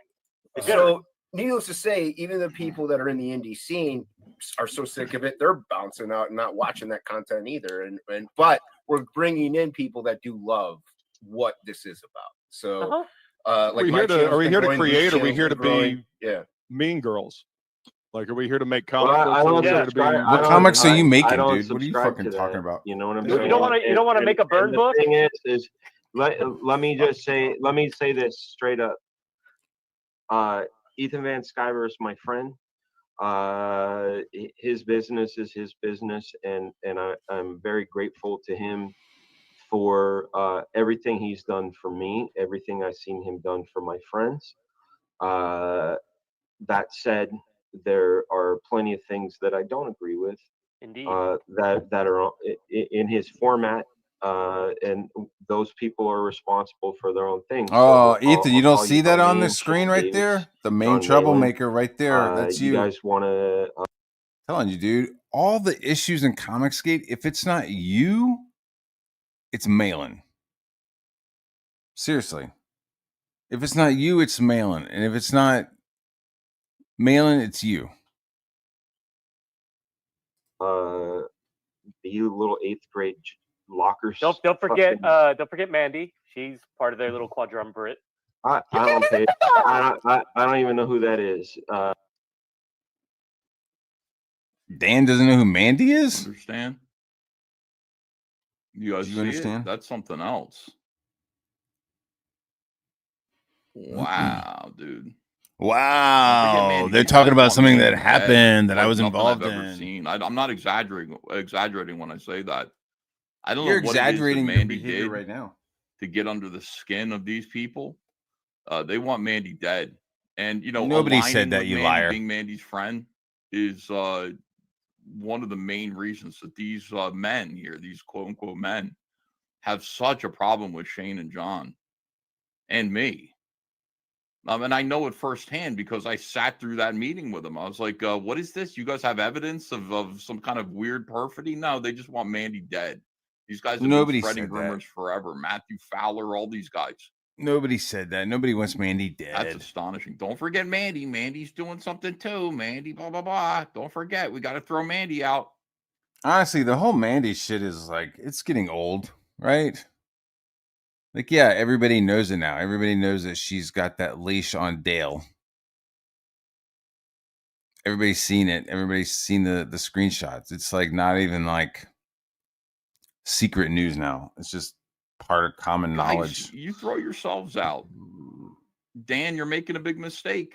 This rhetoric is very silly. See what I'm saying? It's like either you roll with Ethan or you're not Comicsgate. Once again, he's starting to like create that narrative that you're either with him or you're not Comicsgate. And that's just not true. That's him weaponizing Comicsgate. And now he's trying to do it against Dan. Don't know what I'm doing. You think I can't identify who the problems are in this space? Nope, you can't. You think because you're the problem at this point after 8 years? You think I haven't learned anything? You think I'm still? Oh, for God's sake, come on, guys. You know what I'm saying? Like that irreverence. All I'm saying is like, John, you fucking draw awesome, bro. You're fucking smart as fuck, man. What the fuck are you doing? Same with you, Shane. Like, I've met you in person now. I've shook your hand. You don't need to down anybody, especially within your own group.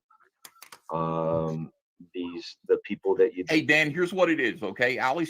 See, I've never left Comicsgate. I've never been like, I'm done with Comicsgate. Never pulled my fucking airport card and announced my departure. My problem's with Ethan. Just Ethan. And then, of course, you know, you have a problem with Ethan. Then, of course, everybody else, Malin and all of his little simps try to jump in. But ultimately, like, my problem is with Ethan. He's just this weird fucking dude that likes to jump in on everybody else's shit and stir it up. He's just a shit stirrer. Sanguise is a humorless goth who appeared one time on Shane's show. And Shane was being Shane and joking. Shane played a fart noise. Ali didn't raise as much money as she thought that her book called Egg Beater, which looked like shit. Okay, to be honest with you, it looked like shit. So it was only going to raise a certain amount of money. God bless Ali Sanguise. She tries hard, and I'm not calling her a try hard, but she tries. But man, the stuff that she does produces dog shit. It's really like fucking like weird, edgy, goofy shit. Money anyway. Allie didn't feel like it raised very much money, and she went on a tirade blaming Shane for farting during her pitch. Shane thought that was very, very, very funny, but obviously it was clear that Allie had some deep problems with Shane and some deep problems, I think, period. Okay. Ali Sanguise is now somebody who we kind of chuckle about. Ali Sanguise, clearly, in my opinion, it looks like Ali Sanguise has a little bit of a giggly crush on Rini, whatever. So those guys laughing at Rini and Ali doing a live stream together, it's not the end of the world, okay? It's not destruction. It's not eating their own. They sat there and watched a little bit of their live stream and thought it was kind of funny, made a couple of jokes at Ali's expense and maybe even Rainey's expense. I don't know. Maybe. And then move forward. You guys po-faced white knighting for these people. I don't know what you're, where you think you are, guys. But I'm sorry. There is interpersonal stuff that goes on here. I think John and Shane handle it with humor.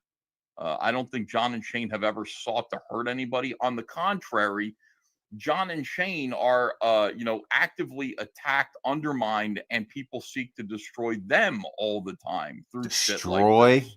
Jeez.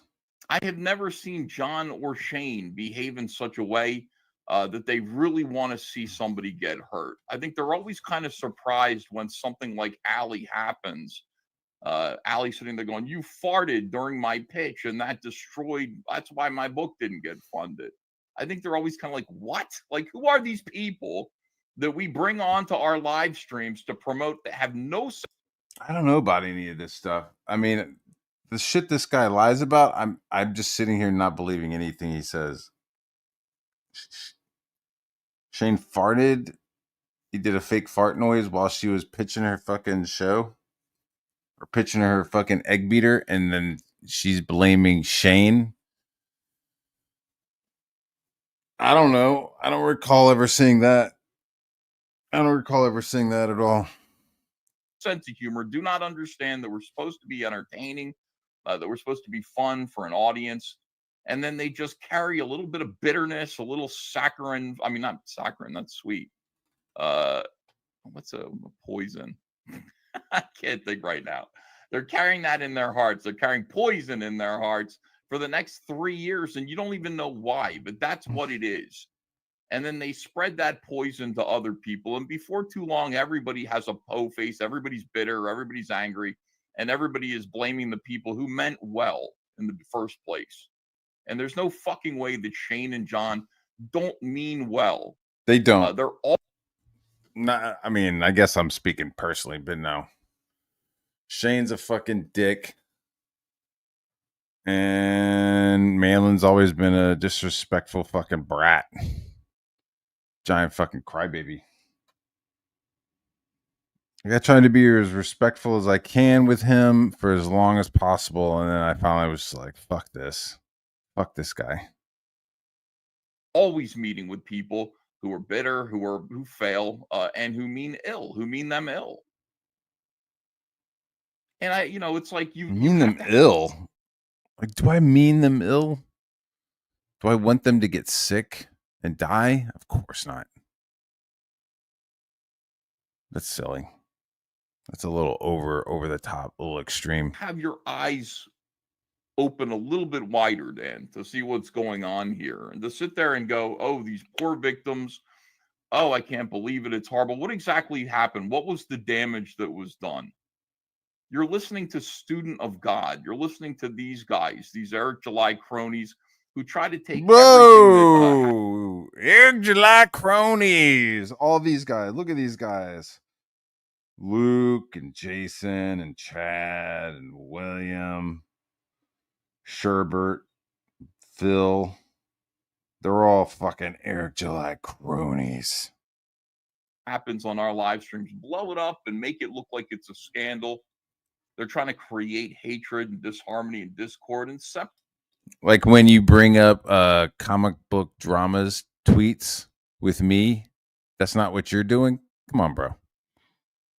Just stop. Separate us from each other, because Dan, believe me when I tell you, You're trying to if they can weaponize separate you Comicsgate. from me, You're trying to there's weaponize going to and, be a and problem aim probably Comicsgate at for people. you in terms of where you're going to go from here, unless you just go back to the mainstream with those guys. Give big hugs to Dave Johnson and Cully Hamner. But I promise you, that is the goal here. The goal is to split everybody up into little groups, keep people away from me, and then those people are going. Maybe Dan just saw something and didn't like it. Maybe it's his own opinion. It's very rude and presumptuous to think that Dan is being dirt-wormed. Like he saw something and is now talking about it. Dan can make up his own fucking thoughts. Look at that fucking noggin. He looks like the leader from the Hulk series. He has his own thoughts. I mean, fuck. He's got a head like a lasmat. Like he's got his own thoughts. Like he doesn't need somebody else like dirt worming him. Student of God. I seriously doubt that Dan Fraga is watching Student of God clips. I bet you he's watching Malin though, and I bet you he's watching Shane, and that's where he saw it. And he saw it, and he's friends with Rini. He's friends with Allie. So, let Dan have his own thoughts, dum-dum. Going to fail, Dan. They are going to fail. Anybody who associated and aligned with Comicsgate who's off on their own now is going to fail. It's just going to happen. We've already watched it happen a million times. There are a few little isolated incidents. You got Narwhal who won the lottery by impressing Mark Miller. Mark Miller won the lottery by getting a Netflix deal for $50 million. And since then, the entire comic book industry has been trying to write for Netflix. We see where that goes. It's not going to happen for most people. Okay. In fact, it's not going to happen for almost anybody else. Comicsgaters need to stay together.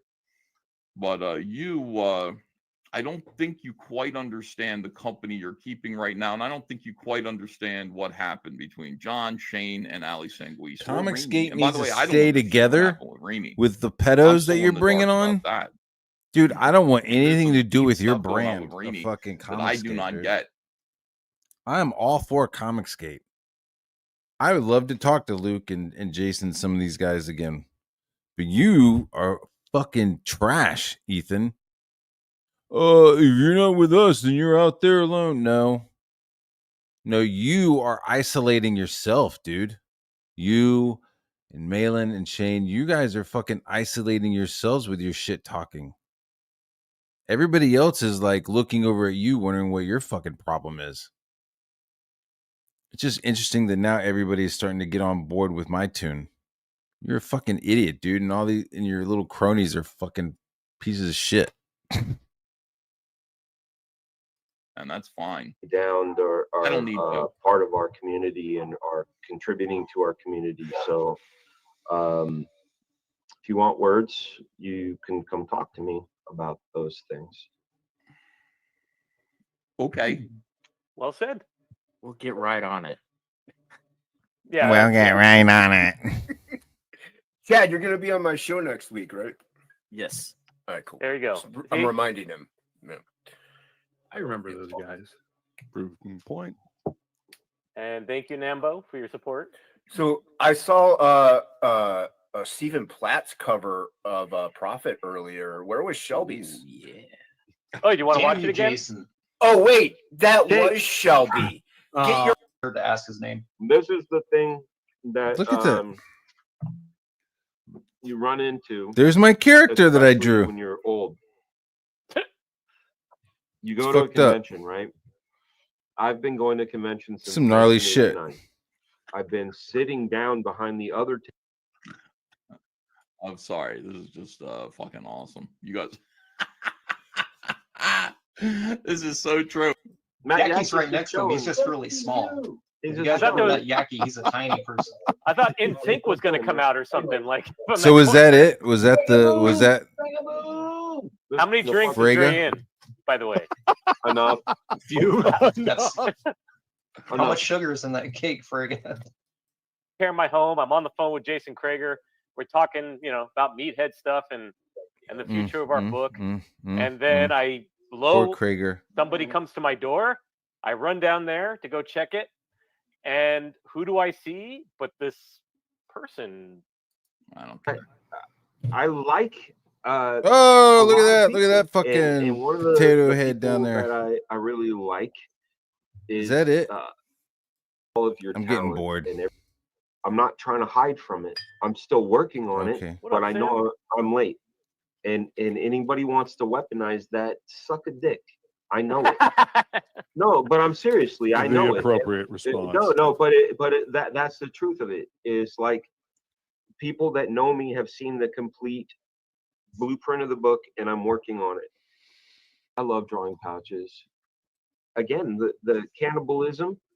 You for 30 something years. You seem hesitant to fully embrace me, but you're gonna throw your arms around Dave Johnson, Cully Hamner, Allison Guise, Phone Tap Phil, PTP.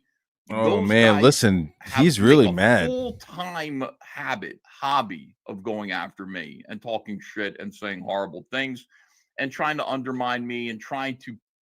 Isn't that what he's upset about you doing? I believe so. You're doing a lot of that, Ethan. What you just said, you're doing a lot of that, bro. A lot of that. Pull people away from me like yourself. So where do I fall in terms of like your friendship? Am I less of a friend than Rainy What and are Alley? we my friend? Am I more or less of a friend to you than PTP? Where exactly do I fall? Do I no consideration? None. No. And Ethan is at the bottom. And just say that. Just say you're Ethan my is the loose, bottom. Gotcha. of all of my friends, Ethan's the bottom. all of my great friends that I've met here, people like Patrick Thomas Parnell, salt of the earth, Patrick. All of my great friends, you're my least concern, and just say so. Because if I knew that, I'd behave, I'd feel much differently. It's good to know things like that.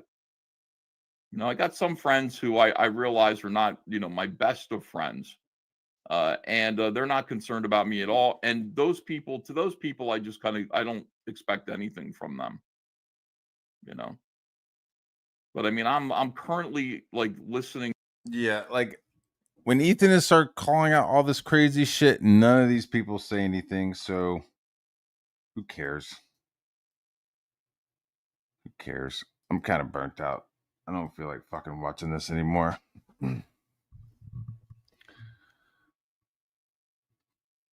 Colt confirmed. Done. He might be saying some more shit, but I don't know. Nobody's gonna hit the link. I've been sitting here for almost 2 hours, and none of my detractors want to hit the link and talk some shit or say what I'm saying is a lie. There's no bushy foreskin to tell me that I'm lying and what I'm lying about. So I don't know. I'm gonna go draw.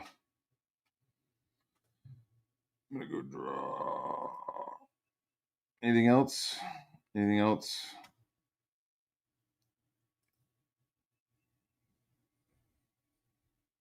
Oof.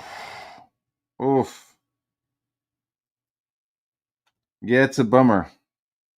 It's a bummer. You kind of move around from lunch table to lunch table until you find the right people. I guess I like to hang out with people that are a little more mouthy, a little more uppity. I like to hang out with Dean, and I like to hang out with Wiggles, and I like to hang out with Lord Raptor, and I like to hang out with Chris Stanley. That I like to hang out with those guys because when shit is said, they'll kick it back, and like none of these people on this panel ever kicked it back. When all kinds of shit was going off, none of them said anything. They all just like fucking turtled up and got in their shell, hoping that they wouldn't lose any of their clout or their spot in the fucking bushel of crabs. So it's just funny that now Ethan's fucking screaming at them, and it's like, let him. That's it. Anything else? I always got the link out there. Nobody ever clicks it to talk shit to me. It's unfortunate. Anything else? We're good. All right. I'm gonna go draw some shit. What am I drawing? Drawing Rock and Roll Ninja Part 2. Doing some of that sci-fi stuff. Doing some really cool sci-fi stuff. Like Rini was like, I'm gonna make a fantasy world and make a new language, and I was like, hold my bong. So we've got multiple worlds, Dyson spheres. We've got this incredible cluster of multiple Dyson spheres, and it's all in this configuration. And I just get to make up a bunch of fucking gobo, and that's fun. So I'm like doing some Rock and Roll Ninja, then do some day job shit, and then do some world building and drawing and stuff with the sci-fi shit. Looking into knights, looking into like crests and how the crests look and shit, and then incorporating that into the fucking ships and shit. Like it's gonna be dope. Like I'm having fun because got a lot more say in the story this time. So I drew a whole bunch of shit, and then Richard and Chuck saw it and was like, "Oh, that's fucking cool." All right, because I was like, "Yeah, in the beginning of the year, I didn't want to fight. Like, I was like, man, I need to fucking quote unquote, I need to do some like different moves." So I was like, Richard, I need a fucking like, I need a script. Like, I'm already working Rock and Roll Ninja, but I need to make myself busy. And I'm like, I need some sci-fi. Give me some sci-fi. And he was like, that's funny. I got a sci-fi idea. So he like told me the sci-fi idea, and I was like, all right, that's cool. And so I just started drawing a whole bunch of other shit. And he was like, oh yeah, that's fucking cooler. And so I got to draw a whole bunch of shit. So I really want to focus on that and not fucking Ethan's fucking queer shit. But I say that, but then Dale started losing his shit. Everybody started going crazy. They need that content, man. They can't just create and draw. Well, they started drawing, right? Some of the King drawing streams. But yeah, Gobo. Give me some Gobo. Gobo is code in the script for alien shit. Some gobbledygook. You know, just fill the background with some Gobo. So it would just be like spaceships and various aliens and you know that kind of thing. It's like Star Wars, but maybe a little more Farscape, right? But not puppets. I like to draw like weird ass fucking aliens, you know. I like to draw like aliens that don't just look like people with shit glued on their faces. Like Star Trek, I'm not a big fan of like the Star Trek aliens. I like Farscape where they're just all like fucking weird looking insect. Maybe not even Farscape. That was that Valerian movie where it was like a whole bunch of weird ass looking aliens. That's cool. I like that. So I get to draw a bunch of that stuff. It's fun. That's it. That's what I'm working on. The Gobo stuff is secondary. Rock and Roll Ninja is primary. So we're going to get that done before that gets announced. And I'm just stalling to see if anybody will hit the link and talk shit to me on this beautiful cloudy Sunday. This beautiful, cold, cloudy Sunday. Nobody? All right. I guess that's it then. Valerian was fire. I thought that movie was dope. I think the comic book is fantastic. I think it's a really awesome comic book. Can't go wrong with it. The movie,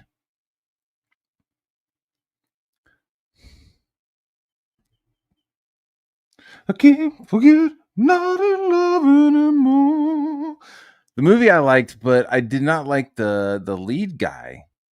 Like the chick that they got to play the little supermodel chick, she's all right. I don't like her eyebrows, but she's okay.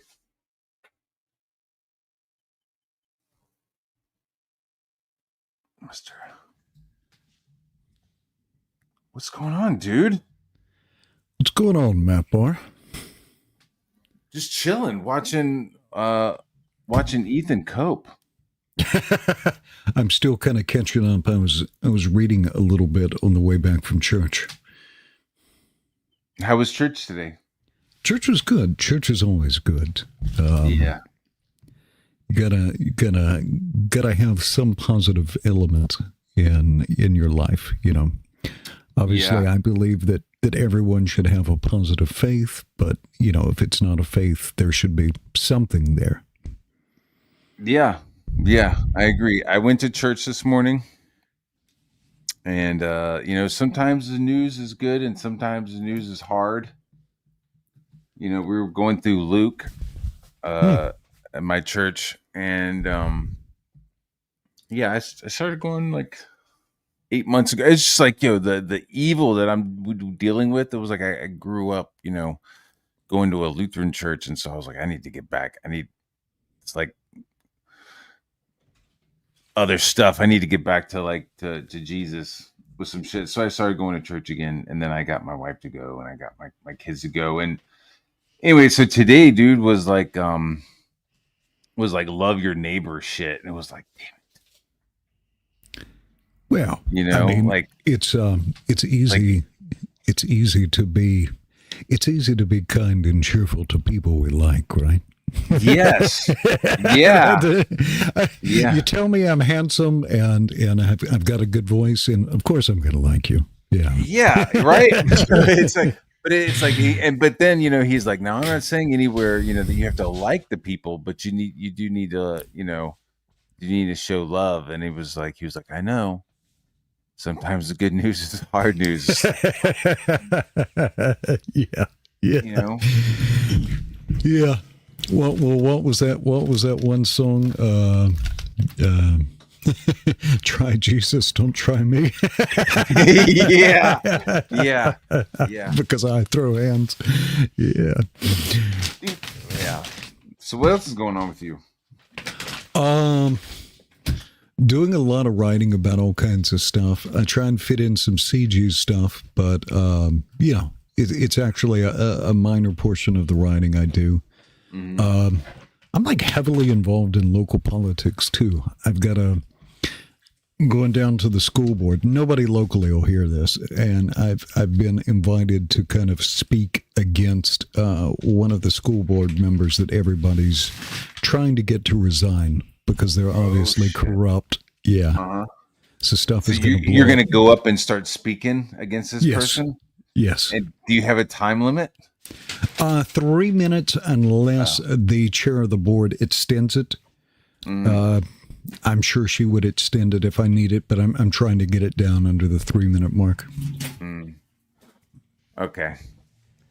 Well, sure. If you were like fucking filibust that shit, just like give the podium and just fucking talking, and like, I'm gonna keep talking until you resigned. So I'm ready. Like, first off, I'm sponsored by Depends because I'm wearing a diaper. That's how long I'm going to stand here. I've come prepared. I came prepared with a pee bottle so I can speak indefinitely. You have like a helmet with like 2 Coke cans, you know? So you're like, I'm going to be hydrated, and then you have a Depends diaper, and you're just like, I'm going to filibuster this shit. No, so 3 minutes, that's good. It's funny, man. The Comicsgate stuff, I mean, in perspective, Comicsgate audience is like tiny. And it's scattered and dispersed. And actually, if everyone kind of got together and said, smaller too, dude. If everyone really got together and said, "You guys are a bunch of clowns.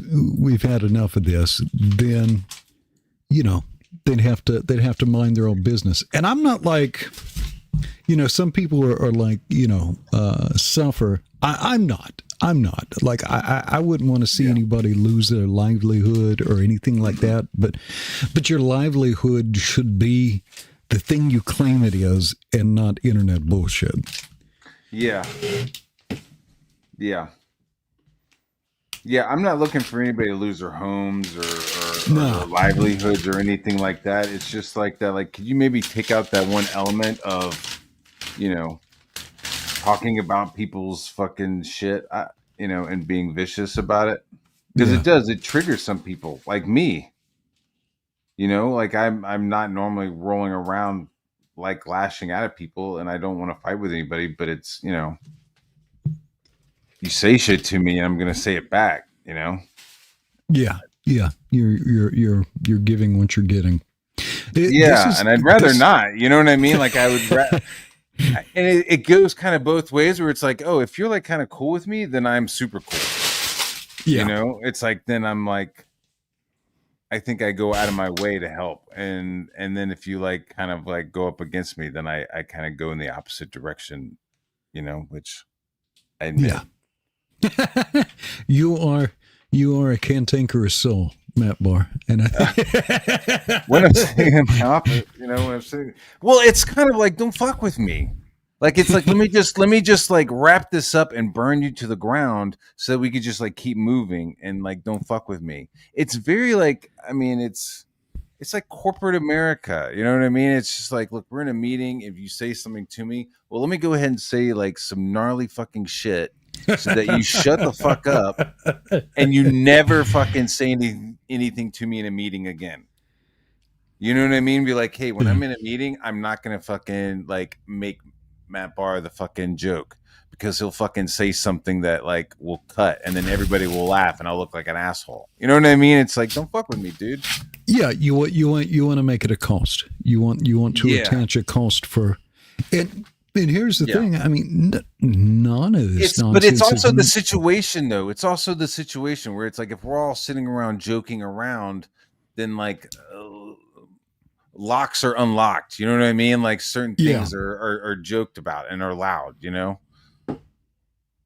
Yeah, and I do that with my friends, right? Yeah. So like Mike Miller is my friend, not my internet friend, but my friend. So I'll make fun of him to his face, but he knows we're friends. I don't bust on people who have to sit there and take it because they're worried they're going to lose 10,000 on their next crowdfund, or they won't fund their book if they don't, if they don't suck up my abuse and smile while I'm ragging on them. Yeah, man, that's fucked up. That's fucked up. Oh, we're just busting balls. I'm good. I don't need you middle-aged midgets to fondle my balls. They're fine without being busted. No, thank you. I do not need that. You fatherless people. Penalty declined. Okay, I guess I'm gonna have to. No, you don't. Yeah. But yeah, it's been interesting, though. I kind of pulled back to my own corner because I like to be like neutral in my analysis or objective in my analysis. And we're all human. I mean, if you're kicking it with people and people start ragging on someone, after a while you're like, yeah, I hate that dude too. So I try and do that in moderation, if that makes sense. Yeah. Yeah, if I see two people going at it, I'd like to stay out of it, I think. Yeah. I'll weigh in on a couple of things. Just because none of this bullshit is really necessary at all. Yeah. You're pretty, people who do this are pretty much telling me my books, my creative work is not good enough to entice you on its own. And so I have to sell you on some kind of, some internet bullshit to sell you a comic book, because my work on its own apparently isn't worth it to you. Yeah. Yeah, there's a lot of the drama, bring in the drama. Let's talk about random shit, work up the crowd, and then bring in the book that we're selling. Yeah. Yeah. You guys, look at this. This is fucked up. Look how fucked up this is. And that's And why buy you need my to book. back up this. Yeah. Even Liam was just like, they're attacking me. Yeah. Mother Earth is attacking me. I got rivers under my house. That's why you should back me on PayPal. And it's like there was like a no year quality of my book. There's no like, guys, look at how much time I spent on this. Look at me. There isn't a lot of like, look at the quality of my book. Yeah. It's and it's a lot of shit talking. In the time all that shit talking's going on, like a competent artist could probably draw 4 or 5 books. Bruh. The amount of time, like, it's like, what is taking you so long with Rainbow the Brute? Yeah. Like, what is taking you so long? What's taking you so long with some of these books? Like, I crack open Godlike, and it's like everybody's got closed fists and staring at each other's crotch. Dude, I'm like serious. Like, you flip it open. Dude, yeah. Everybody's got their teeth clenched, their fucking fists, they're clenched as well, and they're just staring at each other's crotches. Just a bunch of dudes staring at each other's junk. And then it's it's like, oh shit, like, oh, okay, Cyberfrog, it's got all these intricate trees and whatever kind of bullshit, But then, you look at Rainbow the Brute, and it's supposed to be simpler, and it's taken years. Years. Like, okay. Like that stream this morning, like the stream that we watched this morning, unnecessary. Totally unnecessary. Could have spent that 4 hours fucking drawing. Yes. Drawing a book that's late. Well, and that's the customers, So this is why I'm like, now, I'm different than you guys because I'm not selling a product. I'm not asking anybody for money. I write commentary. I write a whole lot of local commentary that nobody on Twitter ever sees, just because it's not the forum for that type of stuff, right? Mm-hmm. So my motivations are different.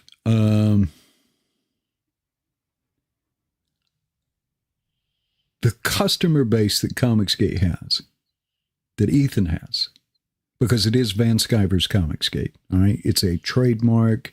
He decides who's part of that trademark. Their customer base has decided, you know what? It's all right if you treat us like filthy pay pigs and never do your work. Just keep making YouTube stuff. His customer base is a customer base for YouTube material. If you're trying to sell comic books, indie comic books, and create art, these people aren't useful to you. I mean, do you really want somebody who's going to buy your stuff and never interact with it? What would be the point of that? Like, say I bought like 10 copies of whatever you've done, right? And yeah, you got some money in your pocket, but I told you, I'm never going to read this. It's just going in a box. But when I show up on a YouTube show, I want you to tell me I'm handsome and I'm funny every time I show up. Guys, look at my beard. Look at my beard, guys. Yeah. Fuck. But for the people who actually wanna read books, it's a different audience. For the people who actually want to make books, it's a different. I love making books. I love working on my stuff. I like getting like people are like, oh, Matt Barr, when are you gonna do your own book? It's like, well, Rock and Roll Ninja is my own book, just like Kirkman owns The Walking Dead and it's published by Image. Like I own Rock and Roll Ninja and it's published by Splato. Like it's published by Richard, but I own it. So. Right. Do your own book. It's like, why I'm suddenly working on a whole bunch of stuff that's cool.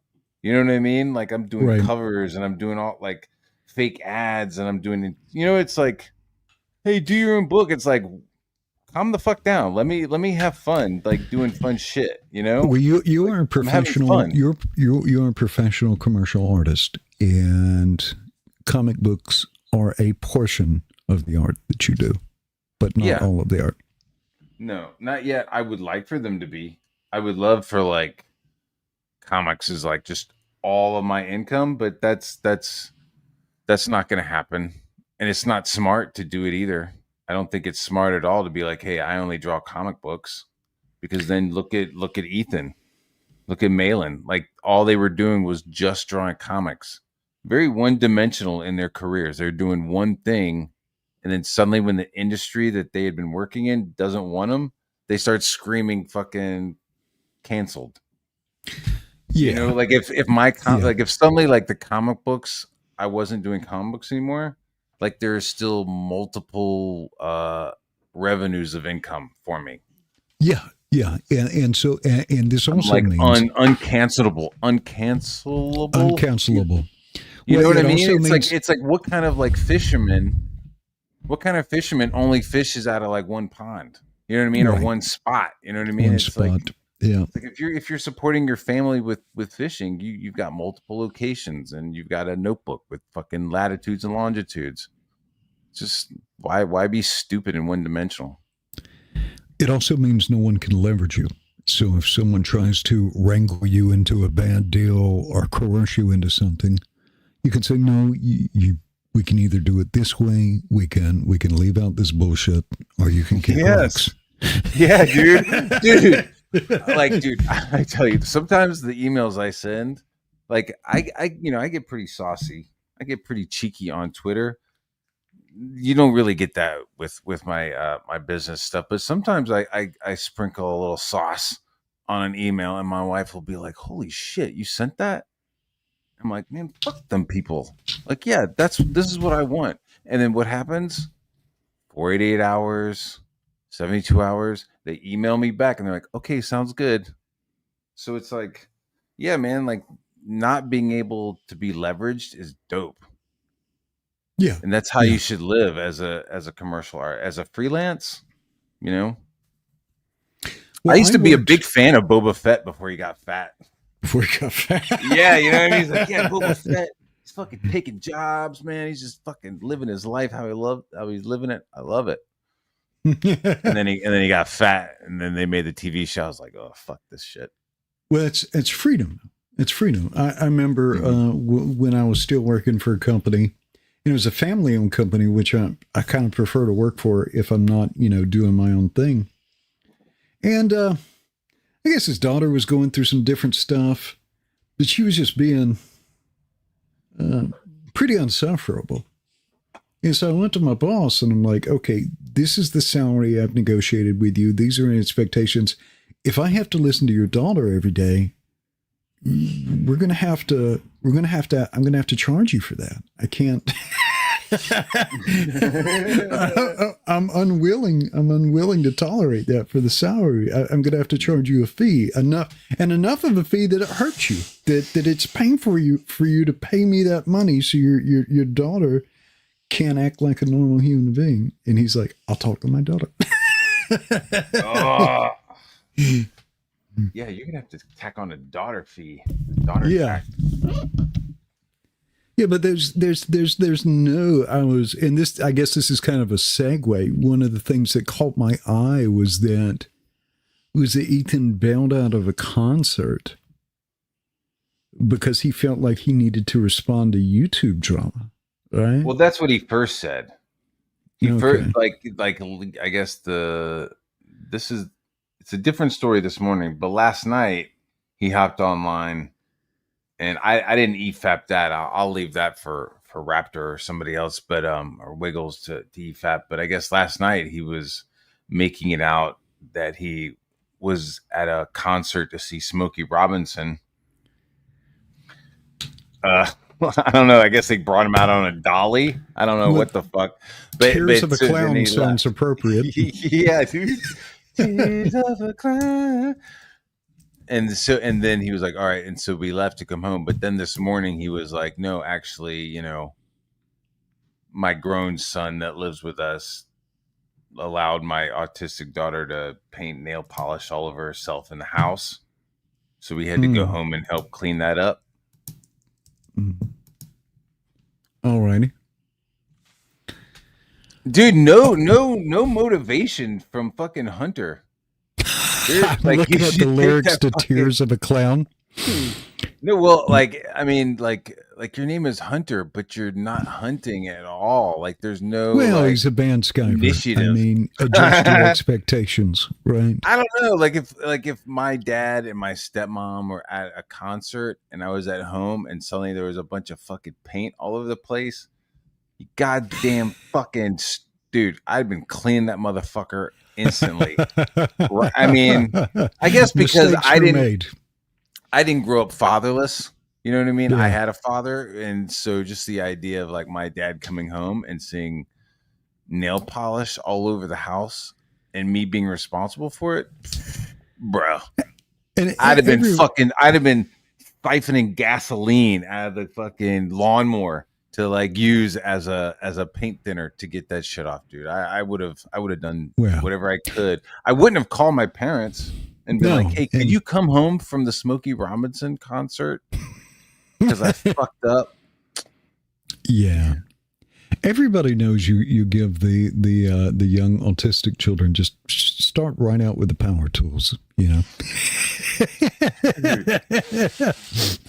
No, the nail polish. Apparently, the adult nail polish is perfect for the yeah.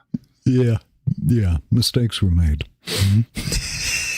It sounds like he yeah, dude. Yeah, it's funny when I hang out with my friend, he's a pastor. Like I said, I'm just like, what the fuck were they thinking? Right? I kind of curb my lexicon a little bit. I'm just like, choices, man, choices. Right? Just like, what the fuck, fucking asshole. I'm just like, man, the guy's just making choices, and but he totally gets it. I'm just like, God, choices. That guy's making some choices right now. Yeah, and this is why I very rarely venture into YouTube land, because it's just like a broken pattern, man. There's no amount of money you could pay me that would make me organize my life around YouTube, because I would rather have the freedom. Mm-hmm.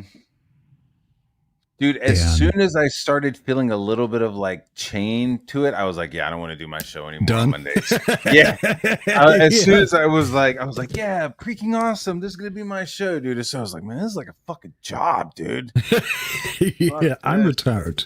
I do not want a job. Yeah. Yeah. That sounds horrific.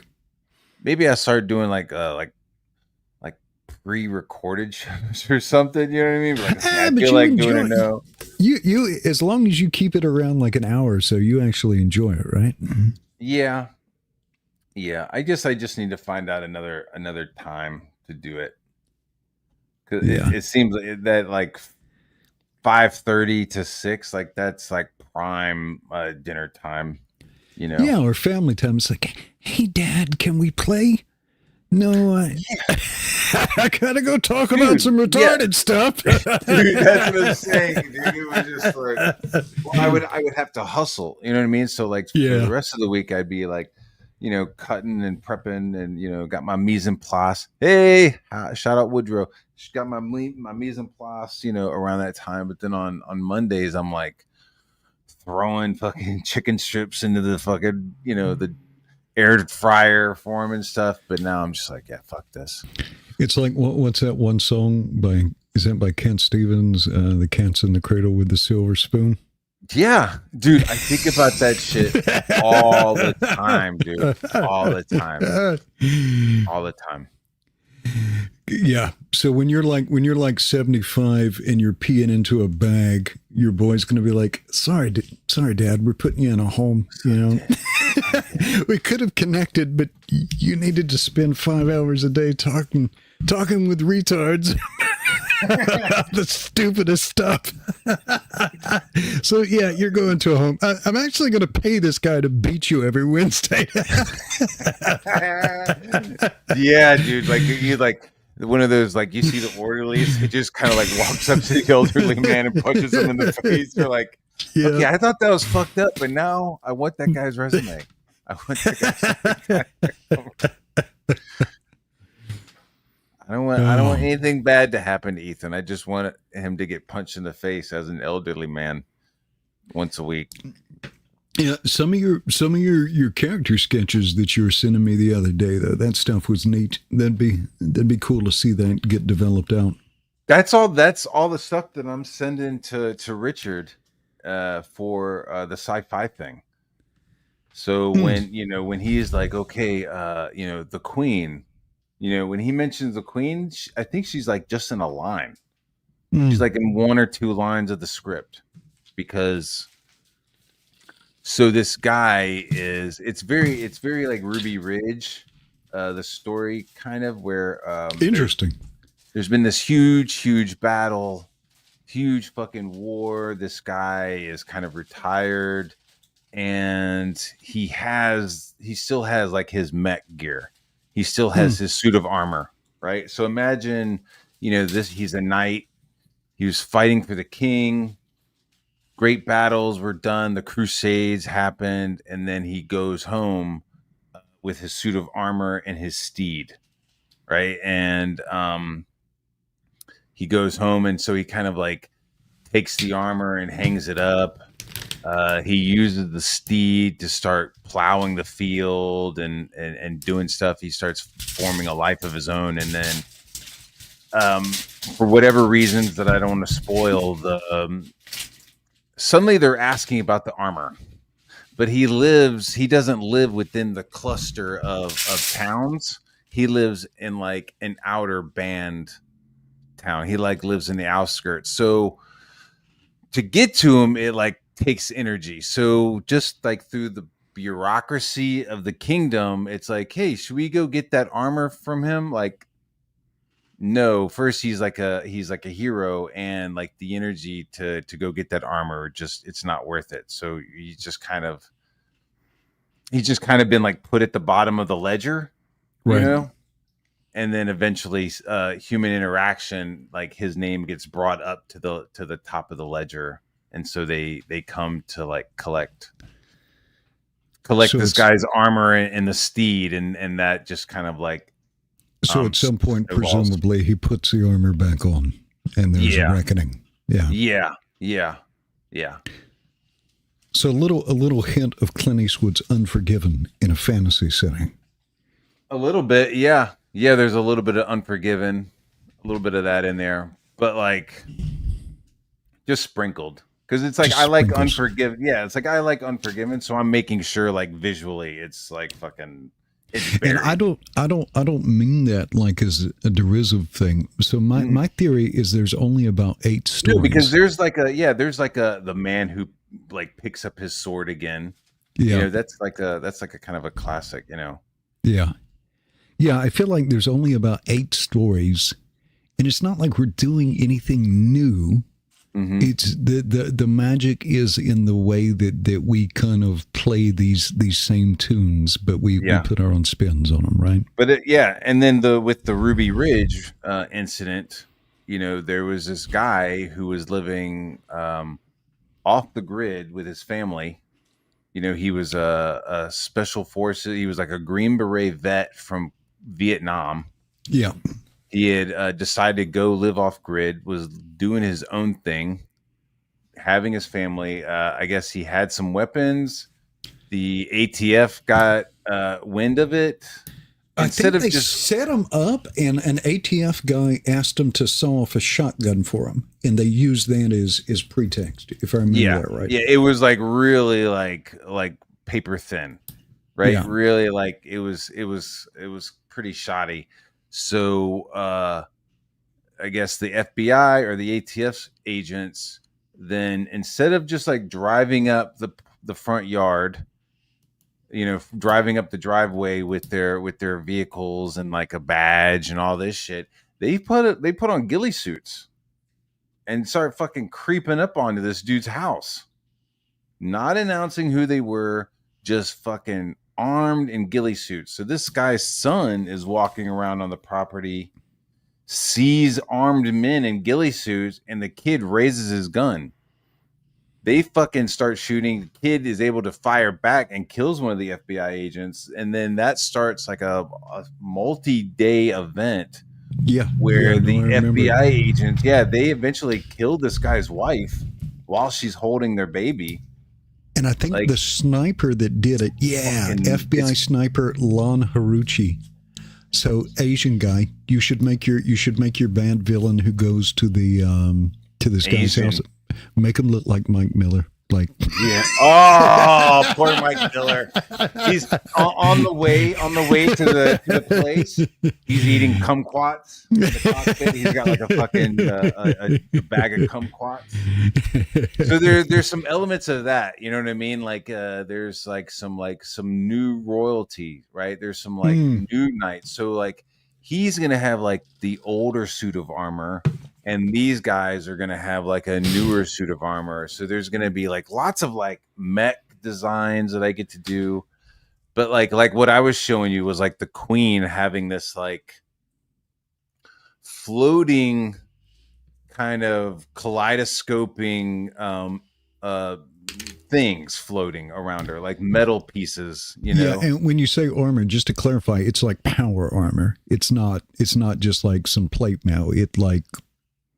Yeah, no, it's like a power suit. Yeah. So it's like it's floating. It's like creating this kind of cool visual of like a snowflake design around her and like floating around her. Like it's kind of like I think it kind of plays off of her postures, right? So if she's calm and is like greeting, this thing starts creating this like a work of art around her. But as soon as there is any kind of like conflict or harm towards the Queen, it like fucking all locks up. And I don't even know if she has control of the armor, but it like locks in and becomes like this like giant angular like gorilla thing, you know? Someone in the chat asked, is Ethan going to end like David Koresh? I guess him and 20 of his fans could barricade themselves in a golden corral and I don't want anybody to die. I don't want anybody to burn. I don't want any kind of like any of that shit. You know, I just want him to like stop talking shit and lying about me. You know what I mean? Like, yeah. Me, if he wants to like Ethan wants to be like, look at Matt Barr's Rock and Roll Ninja pages. Look how fucked up he drew this guy's foot. That's fucking fair game all day long, dude. Like, that's cool. Have you drawn some wonky feet? Is this actually I don't know, dude, because he's never cracked open Rock and Roll Ninja. He refuses to like that open it up. He like opens up like Dino King, or he'll like open up Isom 1 with like all of its fucking weird shit. You know, but like he won't crack open Rock and Roll Ninja and be like, oh, that's that's bad or that's good. He would rather But from he what would rather make up shit, dude. He'd rather be like, "Oh, Anna says that you have head trauma, so you must let me start talking about head trauma in your wife." Like, okay, so here's the mechanism at it. They poke at someone, and they say, "Oh boy, Matt Barr sure is angry." Right, but then they cry and they get upset when I react. It's like Matt Barr is angry. So I just, I react, and then it's like a whole like, oh, he's so mean and vile. Somebody called me demonic the other day. Demonic? Like, how am I? Yeah, dude, I was like, how am I demonic? Explain that. You are. You are a contentious man. I think that is your personality. You're always going to be a little prickly. Our personalities are what they are. You know what I mean? Yeah. They are what they are, but. Yeah. I don't know. You've never spurred on me, so no. And this is like stuff that we're passionate about too. So you're really just catching like one aspect of me. Like if you go to Walmart, you're not going to see me talking about asparagus the way I talk about comics. Sure. It's like the way I talk about my lawn isn't the same way I talk about Lex Luthor versus fucking Dr. Doom. So, you're getting like a more, excited, I don't know what the word for it is. More passionate. But you're kind of on a parallel chain anyway, because you were never like strongly enamored with like, for lack of a better word, cape shit. Like you kind of fell in love with the medium through like fantasy stories, like old heavy metal magazines, and such. Yeah. Once like the image explosion of the '90s, like I was into heavy metal magazine, big time. My and I mean they didn't. I guess nobody read through them, but like my stepdad was a manager at this apartment complex or something. It was a big complex, and like somebody moved out and left their comic books and left like 3 long boxes of comics, and the comic books were Heavy Metal Magazine and Savage Sword of Conan. So, and they went back to like the 70s, dude. Some of these fucking heavy metals. So, and like all the 80s. So when everybody was like, "Wow, Brigade, Supreme, yeah, Youngblood," I was just like, "Holy fuck, Meta Barons! Look at this fucking shit!" Like, you know what I mean? I was just like, "Fuck, are you fucking crazy? Like, look at Durna. Look at the way fucking Durna is, dude. Look at this fucking shit." Like, I was just totally, yeah. Like, I saw that, and then yeah, Will Eisner and seeing his contract with God and Invisible People, I was just like, "Oh, okay." Yeah, so I'm not that like, yeah, like you said, enamored with like capes and superhero shit. Yeah, it's like power fantasy stuff. I don't know. It's just like, okay, it's like just watching the same type of like the same movie type over and over. Like I can't watch that. Circling back around. This is a lot of. This is why I think a lot of super fans get their heads bent around like Ethan Van Sciver and some of these other people, because the fans they want to be them, right? And so if you have any criticism, it's like, what, you're attacking my identity. It's like, no man, it's just like, it's comic books. Dude, the level of vitriol and the level of that was a good word. I don't know if I needed any other word. Vitriol. Of just like with everybody in this scene. It's like, well, this was about comic books, right? Like it just like got ratcheted up, you know, where it's like, oh, we're making puppet shows. Oh, we're doing this. Okay, now we're doing puppets of people's wives. And you know, it's just like ratcheted up to where like people are like, all right, you want to talk about wives? Fuck your wife and whatever she's dealing with. You know what I mean? Which is like, fucking gnarly, dude. I'm of the opinion. I gotta tell you, like, if you were like, yo, you're gonna make fun of somebody's fucking wife's illness in 3 years, I'd be like, you're fucking crazy, dude. Yeah. And then here I am being like, you know what? At this point, it's like, you mentioned my wife so many times and like make up shit so many times. It's like, that's where I'm like going. It's. Yeah. And that's the unfortunate thing, because one, it's wasting creative energy.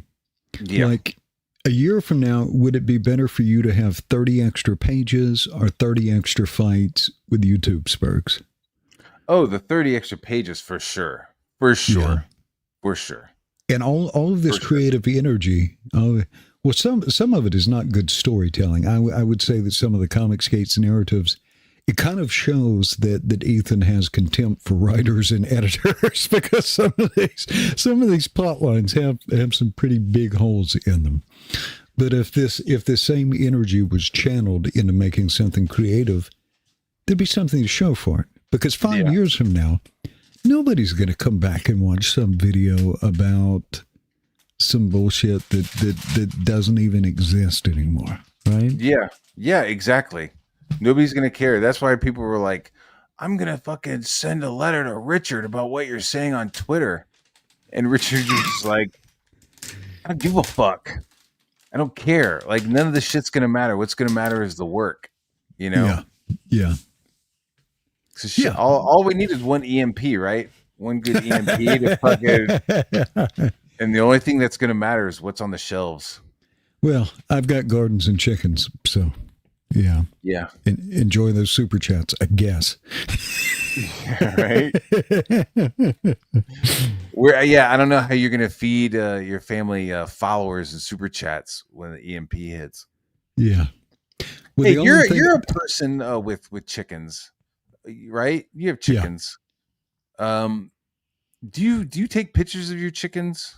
Occasionally, but I don't know. Do you like people like chicken people or chicken people, right? Like you know what kind of chickens you have, and like you've taken some pictures. But I live in the country, so everybody, every other neighbor has some chickens. It's just, it's not remarkable, right? Yeah. Everybody has a garden. It's not remarkable. It's just a part of life. Yeah. Do you make it's just I'm switching up a little bit because I'm thinking about Liam Gray and his like storms and shit that he's dealing with. Right. And like a lot of times he's like, oh, I just came in, I had to like feed the chickens and the animals. And I'm just like, why don't you take some footage of that? Yeah. And like, like you have chickens, and I'm like, oh, do you have photos of chickens? And you're like, yeah, I've got some photos of chickens. Like my mom has chickens. I'm like, hey mom, send me some pictures of chickens. Yo, she'll like fucking send me like a dozen chicken photos. Because chickens do some goofy stuff, Yeah, they've got personalities, but right.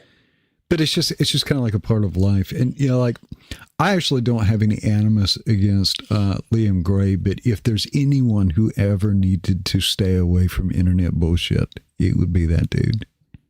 It's like, why? How is any of this benefiting you? Like stumbling into a new fight every week.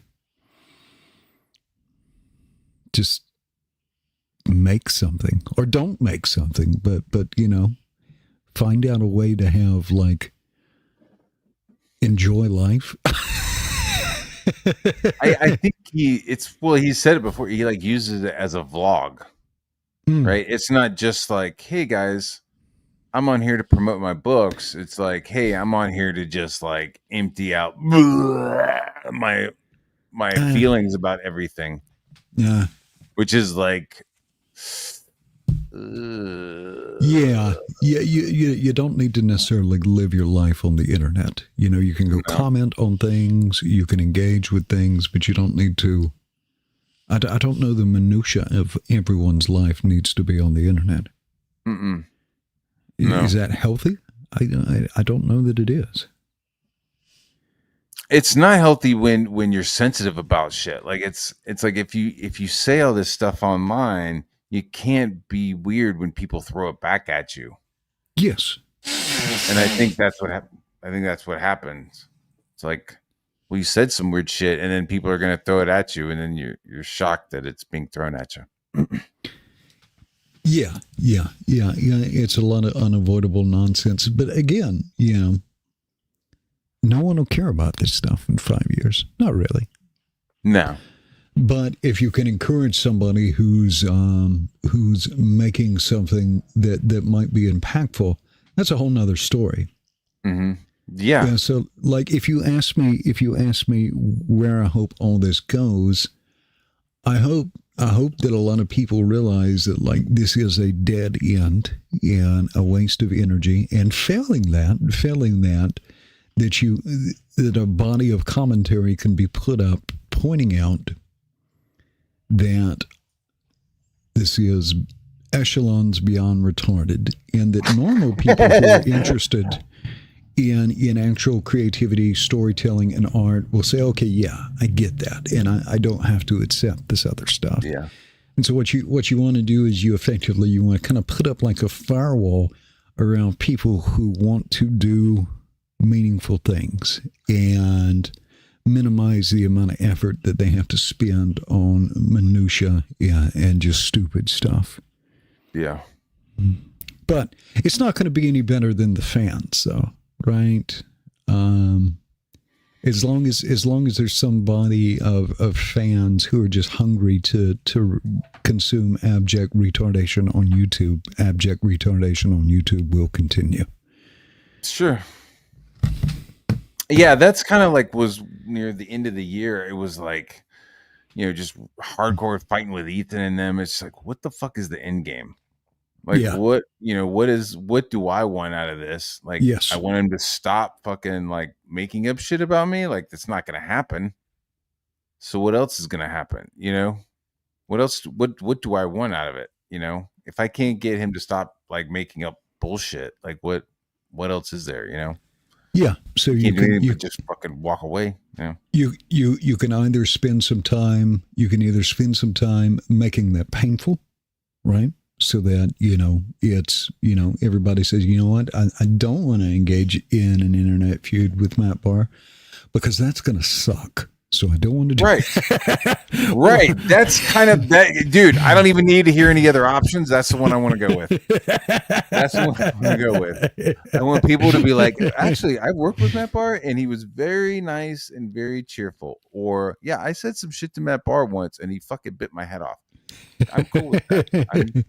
I don't need. But the parallel thing to that is to have, and everybody should have their own audience, and so people should be able to readily identify that. Yeah, okay, Matt Barr's drawing a book. Yeah, I want to read that because that's going to be good. That's going to be interesting to look at, or that's going to be a good story, right? So that even if you do have some chuckleheads, you know, spinning narratives about you, it has no discernible impact on your, you know.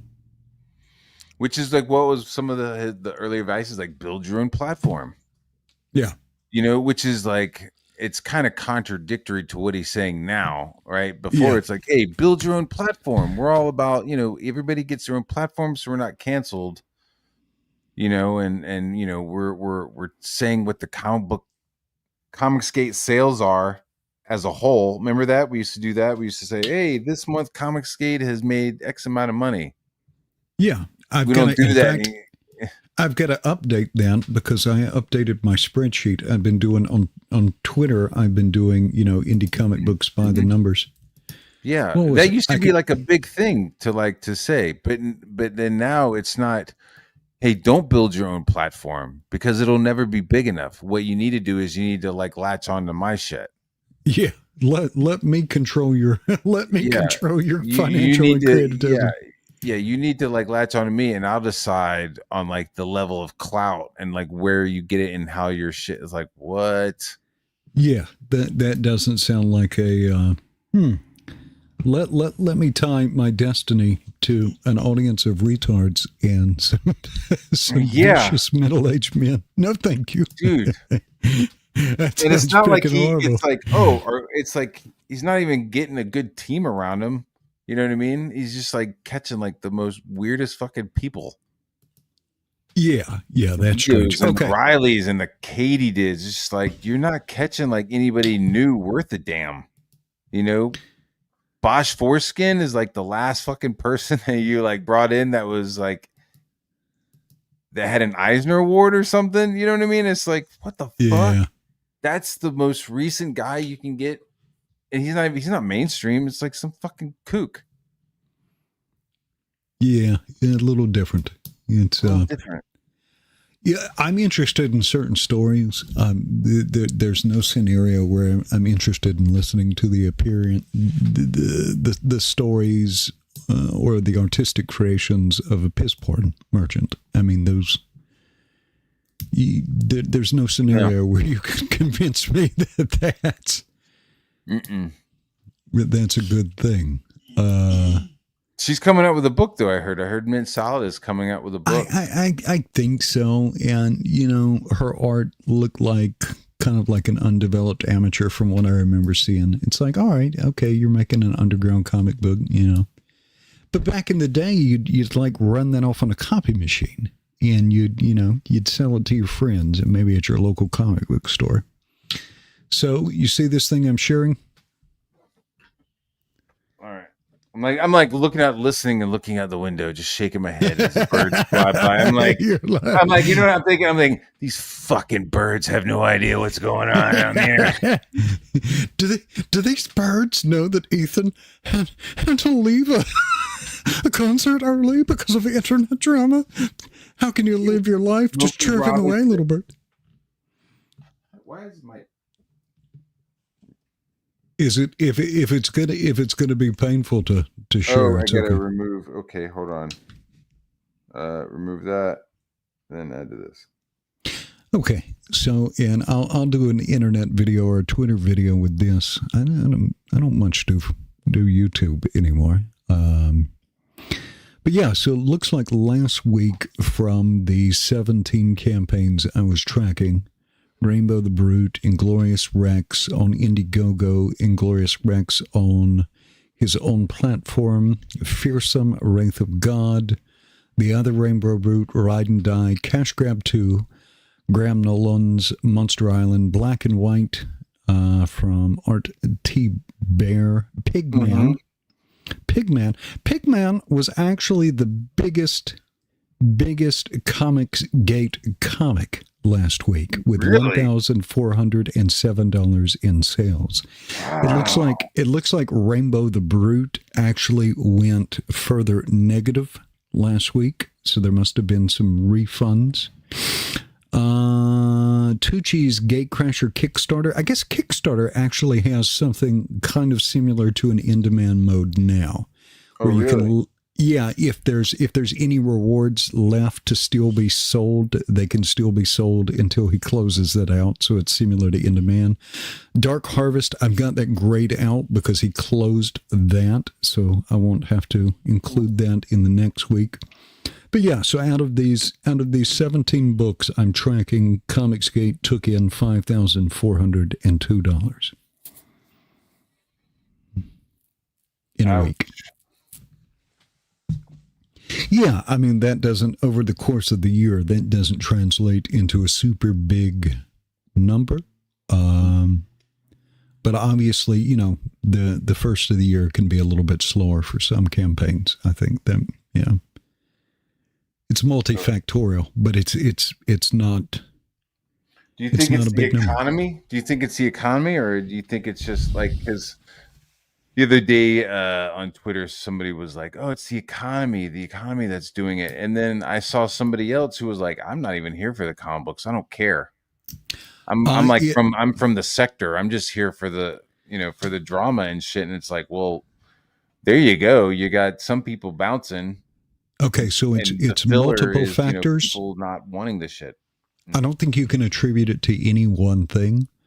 The economy being bad certainly has a factor, because a lot of times when I'm looking at chats, what I read is stuff like, "Hey, when I get paid, I'll buy a book," meaning this person has no entertainment budget or no savings, and they're just spending money as they get it. And really, like, if you're spending money as you get it, the last thing that you should be buying is an overpriced comic book.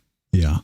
Go down and pull something out of the dollar bin. I'm not telling you not to read, but if you don't have a budget and you're living paycheck to paycheck, buying a comic book at a premium price, particularly one that you might not see for years, is an objectively bad decision. But that's kind of the audience that Comicsgate has cultivated. Wow. Godlike 2. What was Godlike 1? Do you remember what Godlike 1 was? Godlike 1. Now, the numbers you're looking at here now, like half. The numbers you're looking at here are only the active phase of the campaign, because I wanted to see how much enthusiasm could people generate and compare that. Mm-hmm. Godlike 1, the Romulus something, where's that? Yeah, Romulus Saga. That had a 2-month campaign, and it raised $258,000 with, I call it orders. You can translate that into backers, but 2,800 backers. Mm-hmm. And then you go, but what I'm looking at is that over time, the initial phase of campaigns has really fallen off, right? So the biggest one ever was that Blood Honey one. So they hit the peak right out the door, and it's kind of been downhill since that. Now, they may have made more money, but as far as orders, the number of people who are actually backing things has fallen consistently under time. And so it looks like the last campaign in Comicsgate that generated 2,000 plus orders in the active phase of the campaign, when Indiegogo says funding was that Red Extermination. And so that was July through August 3rd. And then after you go that, it's a fall off, and nobody's done that in Comicsgate since. And you can see it's gotten even smaller.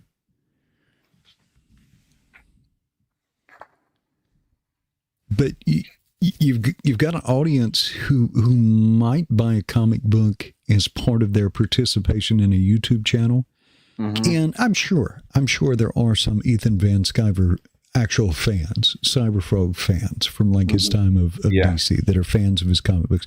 And these people may not even be watching on YouTube. I'm not even 100% certain that's the same audience.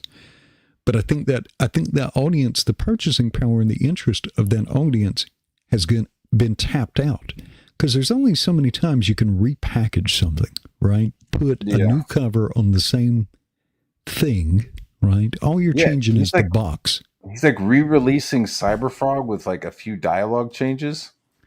Interesting. Re-releasing it with black and white covers and some dialogue changes. And he wants people to pay full price for that shit. That's fucking crazy, dude.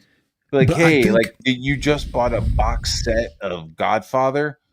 A month later, hey, we have a new box set because we changed some dialogue. I'm not certain that the end of the world story, I don't think it matches the cultural zeitgeist right now. Right? I think when he came up with the whole idea of Cyberfrog being the end of the world story, a dystopian tale, with the bees killing humanity and destroying the planet, I think he had his head wrapped in Kirkman's Walking Dead, and he was like, okay, how do I make Walking Dead with Cyberfrog? Yeah. But now, now we've got like all these economic problems. We've got a change of administration, and people are somewhat hopeful, but we've got the end of the world scenario potentially right there with Russia and Ukraine. I don't think it's the cultural zeitgeist to get that out of a comic book, right? So I think, and this is the problem. If you're inspired by the cultural zeitgeist, but it takes you 5 years to put your books in the hands of backers, you're completely out of phase. Yes. Yeah. Yeah, whatever the joke that Rainbow the Brute was, it's long since gone cold. Well, that was the thing. I had never seen, Cecil did that cash grab book, and it had that ancillary book where Doug TenNapel got launched into the butthole of a dog, and Wiggles. Is that the super chat dance?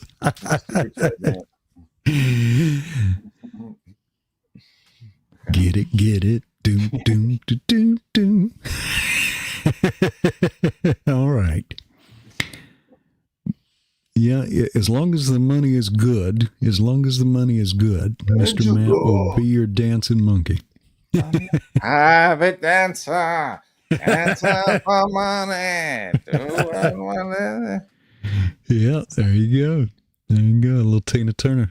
Ike Turner powers. She is no longer with us. That's what, when my wife starts to get out of line, that's how I let her know. I say, Ike Turner powers activate.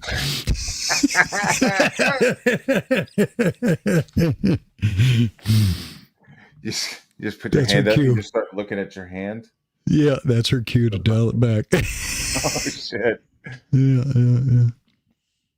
I can handle partially retarded, but if you max out the retardometer, if you're redlining the retardometer, something has to give. Yeah, my wife's pretty chill. She's pretty chill. Well, my wife is too. My wife is too. Be like, I need you to stop talking. I've never had to say that. I'll tell her occasionally, and her response is as cheerful as you might think. I was like, there you go. Your face is read her chat. I'm sorry. Did I not read her chat? Oh, okay. Well, hello, Matt and Edwin. Sorry, I missed it. Is this taking into account the economy? Thank you and cheers. Yeah, I think the economy is a big thing. If somebody's paying $8 for 18 eggs, they just don't have a lot of spare a spare change to buy your sketch cards and your tongue grabbers and your diddly bops. You know? And yeah. I somebody was like, yo, they're selling eggs for $20. I was like, what the fuck? And like I went to the Walmart website and was like, they're like $6 or $5 or something. I've actually got to go to the grocery store next week. I've started an index where I'm tracking the grocery prices for myself across a basket of like 30 different items. I call it the Captain Crunch Index. Because, you know, they put out these inflation indexes and everybody always lies. They're like, oh, yeah, inflation's not affecting people. Bullshit. You lie. You lie with your lying face. See that with your lying ass. Angela Curry says, Edwin lives in a pricey place. No longer. I am back in my family homestead in North Carolina and absolutely love it. I cut my cost of living by, it's only a third of what it was in Hawaii. Wow. Yeah, dude, because like just fucking milk is insane over there, right? Like my brother lives there like right now. $8 for a gallon of milk. Planning. Yeah. He's going through the logistics of leaving.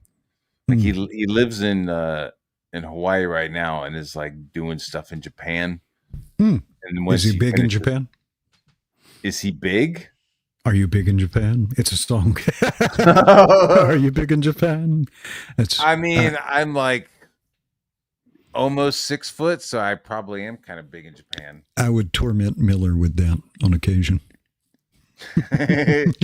Is he big in Japan? Are you big in Japan? Dude, I saw him in person and I was like, who the fuck's kid is this? This fucking little kid running around pissed off. It was the funniest fucking thing. Yeah. Mike is my boy. And I've just, something I've resolved to, like some of the people that I enjoy conversing with don't get along with each other. So I just kind of I have no problem with Mike. Me and Mike are cool. Oh, cool. I think once we started talking, we were like, yeah, we're kind of on the same wavelength with a lot of stuff. But we just had like this initial when we first met in New Orleans, like several years before all the Comicsgate stuff, it was like a what the fuck moment. And then when I came into Comicsgate, like they were making fun of Mike at the time. Smiller. Yeah, with the Smiller shit. And so I was just like, oh, you're making fun of Mike about dick drawings? Like, holy shit, have I got a story for you? You know, and that just kind of like, you know, but once we started talking and stuff, I like Mike. Mike's cool. Now, he is a troll, though. Mike will troll people sometimes to his detriment. Really? Yeah. He's like, oh, I stuck my finger in the light socket and I got shocked. Well, don't do that, Mike. Yeah. I was like, hey, man, I'm going to be taking a break from Twitter for a little bit. And dude, within like 24 hours, he was like, nice break, bro. I was like, taking a break from Twitter, and I think that I took it off my phone. You know what I mean? I like deleted it off of my phone. The funny thing is, though, you can, and I'm going to have to say goodbye in just a moment because I'm now officially over my YouTube budget for the week. But the people who will be on Ethan's shows talking about this week about how someone is a horrible backstabber, their turn is coming. Dude, that's exactly what I thought about. Like, he's literally like making Dan a lesson to everybody else. Like, Dan is just sitting there wanting to say whatever he wants to say, right? Like, we're all independent kings, right? Dan wants to be able to say what he wants, and now Ethan is fucking checking him. So he's kind of like giving out a little message to everybody else. Yeah, I wonder how much it matters now. A bit of a warning to everybody else. Say, I wonder how much it matters now, right? Because Comicsgate audience is kind of small at this point. I think some of them still care. Like one of the kings called me and was like, "Please stop fucking fighting. Please stop fighting." And it's like, why? You know what I mean? And the guy was like, basically like his fucking campaigns were tied up with Ethan, and him getting promotions were tied up with Ethan. And it was just like, well, like here's, damn, dude, I wish you didn't call me and say this shit. It makes me like, here's Aaron Lopresti, a guy I actually kind of like. He's done Wraith of God, Kit Carter, Planet of Doom, some other things, but you kind of look, you see his high point was Wraith of God 2 back in 2022. After Ethan has internet fights with Eric July and Yellow Flash, what did he get? 914, right? So it's on a downward trajectory. Here's John Malin. I think the bottom one, I think he's actually up to like 330 on the Graveyard Shift variants. But you can look, and his new campaigns now don't even get as much as his variant campaigns got in 2021. So in 2021, he slapped a new cover on a book, called it Graveyard Shift 3 variant, and sold 1,508, had 1,582 orders. Godlike 2 only had 1,587 backers. Yeah. Graham Nolan. Looks like he hit his peak with Comicsgate. I don't know if I have backers. Oh, yeah, I do. I do have backers on this. Joe Frankenstein back in 23. Escape from Monster Island is at 1,204. But you can kind of see, there was a drop-off anyway, but you can kind of see this drop-off with the fights with Eric July and Yellow Flash, and just serve no purpose. Because somebody sent me like a tool where you can see what people's super chat revenue is and YouTube revenue. And Van Sciver's YouTube revenue is even decreasing. I think the audience is tapped out. And it's like, if you're a hardcore Marvel fan or somebody who's really big into the pop culture war, and somebody's cast in, I don't know, Zulu Bambata as Snape, I could see where that gets you upset, right? Or remaking some of these things that you feel attachment to, like Captain America is now, a transgendered Hispanic. You're like, I don't know if I'm enthusiastic about that. You know what I mean? But now Ethan spent the last year attacking other indie market creators or YouTubers of people that have overlapping or adjacent audiences. I don't think that pays dividends. Yeah, because it's seeing that it's already a small market, right? Like, Americans don't read comic books, not really. I mean, so with all these different fights, he's just kind of chipping away at his base every time he starts something new, and every time he keeps it going, it just kind of yeah. Because I think it's easier. I think it's easier to lose 3 readers or lose 3 backers than it is to gain one new one, particularly in this economy. So I don't know. They took the shortcut that makes for easy content, right? Because you can spurg about this stuff for hours, and they do. But no one cares, right? So say you're a normie and you're just kind of scrolling through YouTube material. Is it going to grab you that somebody who used to draw Green Lantern 8 years ago is mad at a guy that you don't know anything about? Nah, he's fucking he's made it even more focused and smaller. Like before, hey, let me talk about Star Wars. Let me talk about shit some normies are aware of. That would have attracted a larger audience. But when you just start focusing on one other creator and what he's doing, and then a bunch of other smaller creators that people don't really know who they are, your audience starts to shrink. And nobody's going to show up like, oh, let me watch this guy talk about somebody else I don't know about. How does this affect your life at all? or intersect. I have less than 1,000 subs. You know what I mean? Yeah. It's like you're gonna get new subscribers and new viewers because you're talking shit about me. Well, he went for that Dick Masterson audience, and the title of Dick Masterson's program, I think, is called The Biggest Problem of the Universe. And Ethan said, okay, but let's put a twist on this. Let's talk about the world's smallest problem. Yeah. Which isn't even a problem. You know what I mean? It's not. like it's not. Yeah. Hey, let me tell you how to do things. And Erica's like, nah, I don't want to hear it. And that just like triggered him. I mean, if Ethan wanted to like get poopy pants about it for a day or two and stream about it, then whatever. You know what I mean? That seems like a certain level of bitch that would have been fine, you know? Yeah. But fucking over a year, 6 days a week for 4 hours at a time seems, particularly when you got backers going like, hey, Home Slice, where's my book? Yeah. Sorry about this. Yeah. Where's my book? Where's my refund? And then he even brought up Eric July when he was watching the dance shit. It's like, oh, look at this panel of people that fucking Eric July, motherfucker. Fucking Eric July. Like, I'm sorry this Negro stole your bike, but like you could just buy a new bike, man.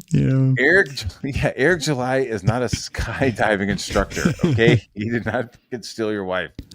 Yeah, Eric July stole Ethan's bike, and we've got to hear about it for a year, apparently, maybe 2 years. Me too. No, it's gonna keep on. That'll probably get clipped, but yeah. I don't know about you, dude, but I'm hungry. Yeah, I'm over budget, so I was going to say goodbye, but thanks for letting me pop by and shoot the shit with you, I guess. Yeah, buddy. Always a pleasure. Yeah. I wish somebody else had popped on, but their vaginas are all dried out. It happens. It happens, but vaginal dryness and comic skate are closely associated.